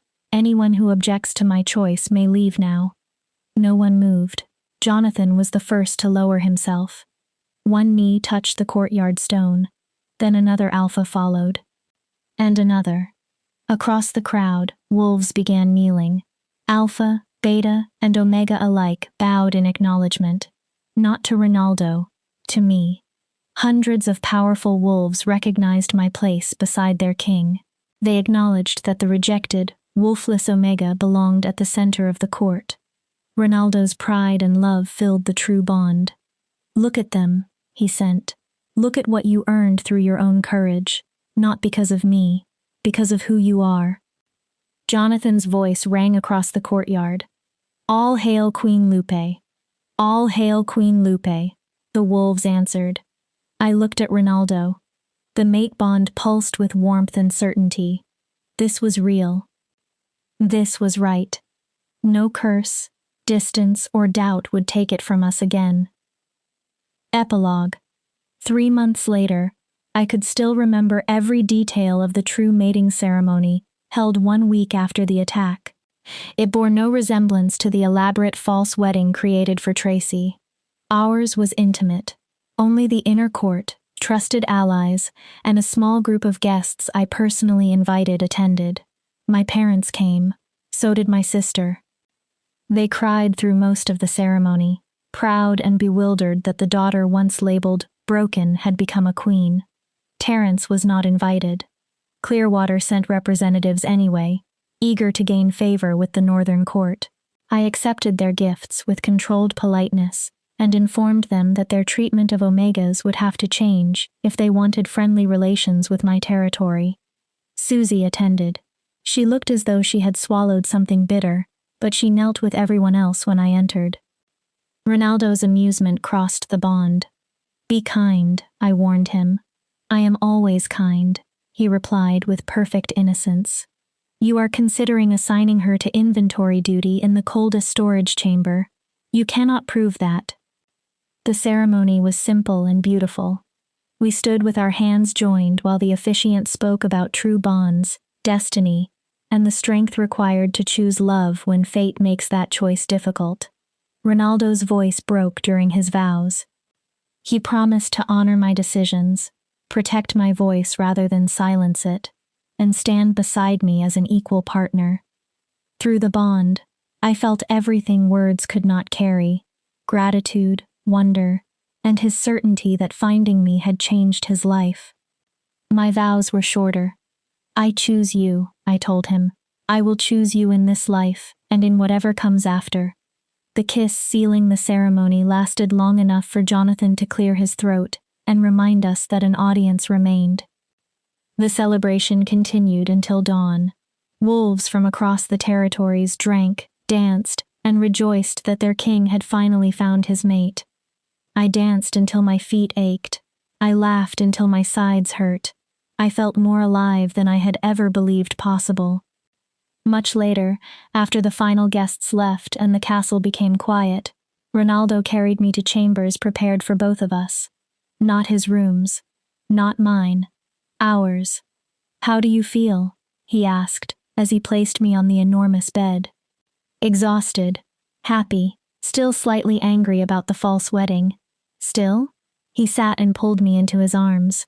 I thought forgiveness had already been granted. It has. I am simply allowed to remind you that you are an idiot.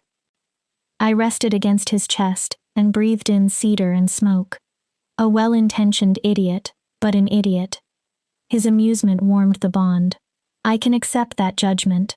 For a while, we sat without speaking. No danger waited outside the door. No year of separation hung over us. "I have been thinking about what I want to do as queen," I said. "The role is yours to define. I want to change the way Omegas are treated throughout every territory you rule." I pulled back to face him. I want schools where Omegas can develop their abilities without being forced into narrow roles. I want to recover the old traditions that honored our power instead of suppressing it. Ronaldo's eyes brightened. "That is exactly the work you were meant to do. Many alphas will oppose it. Then they will learn to adjust. Their queen has spoken." He kissed my forehead. "After watching you command an entire battlefield with your voice, most of them are already afraid of you. I am not convinced there is a healthy way to fear one's queen. There is when the queen forces them to question everything they believed about Omegas." Ronaldo stood and drew me up with him. "There is something I want you to see." He led me through corridors I had never explored and stopped before a pair of unfamiliar doors. "What is this?" "Your study." He opened them. "I had it prepared while you lived at the cottage. I hoped you would return and need a place entirely your own." The room took my breath away. Floor-to-ceiling windows overlooked the forest. Empty shelves waited for a lifetime of books. A large desk stood in the center with fresh paper, pens, and writing supplies. Chairs filled quiet corners designed for reading and thought. Then I saw the painting above the fireplace.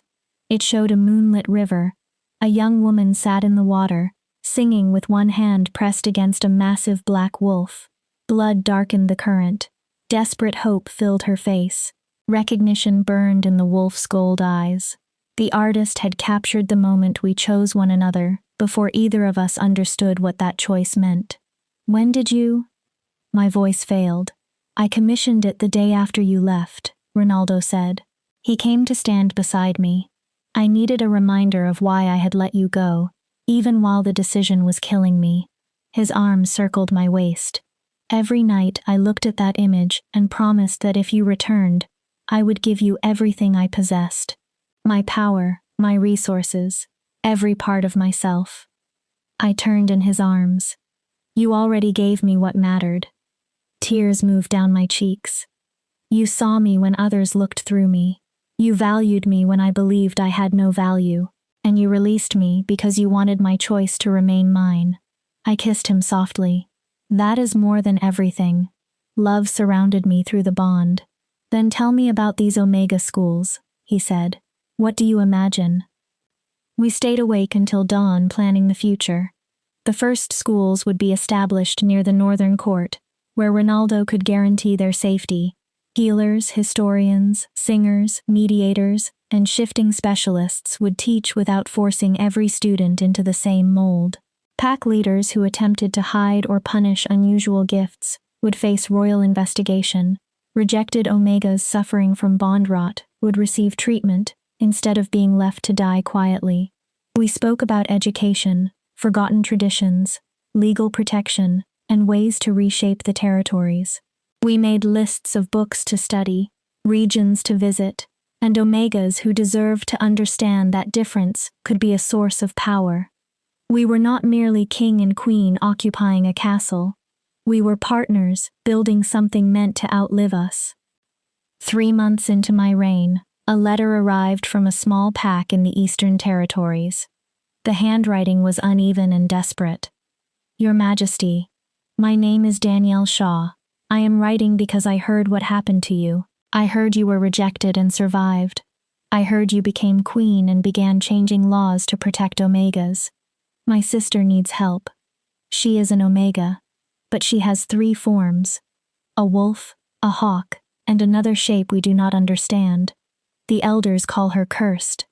They plan to cast her out, or perhaps do something worse. They say no one could ever want a creature so unnatural. I heard you value Omegas who are different. Please help us. We are running out of time. I read the letter 3 times. An Omega with 3 forms was being punished for a gift her pack did not understand. The letter reminded me how easily fear disguised itself as tradition. Clearwater had called me defective because I could not shift. This pack called Danielle's sister cursed because she could shift too much. The standard changed, but the punishment remained the same: become ordinary or be cast aside. This was the exact reason I wanted schools and protection laws. Wolves like Danielle's sister deserved guidance, not exile.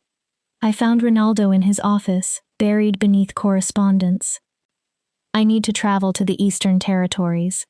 He looked up immediately. What happened? I handed him the letter.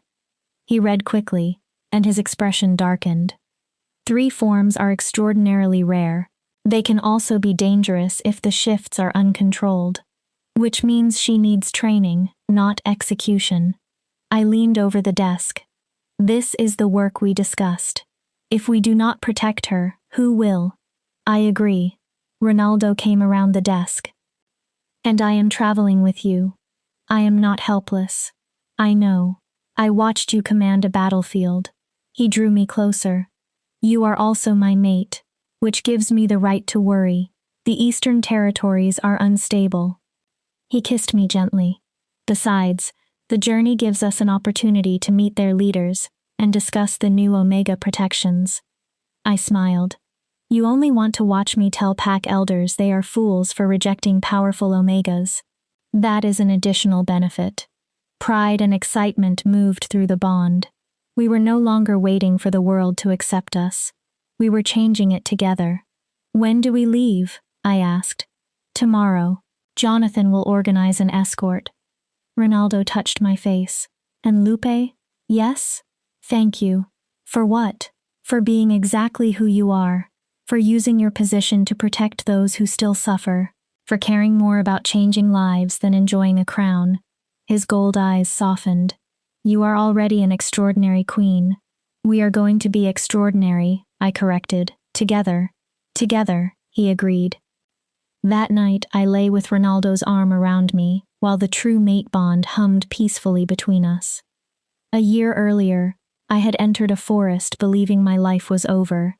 I had sung beside a dying wolf because I could not allow another creature to suffer alone. Now I was a queen with purpose, power, and a mate who loved me without conditions. The rejected Omega who could not shift had become a woman whose voice commanded alphas. The girl Clearwater called broken had become someone who protected others from the same cruelty. And the wolf I saved beside the river had saved me in every way that mattered. I felt Ronaldo drifting toward sleep. I love you, I sent through the bond. I love you more, he answered drowsily. My Omega, my queen, my everything. Yours, I replied. Always yours. As sleep closed around me, I understood that this was not the end of our story. It was the beginning of a reign that would challenge the old world. The beginning of a love chosen freely after fate had failed us. The beginning of a life in which difference was not a curse. It was a gift. I had found my voice. I had found my place. I had found my home. And I would never surrender any of them again.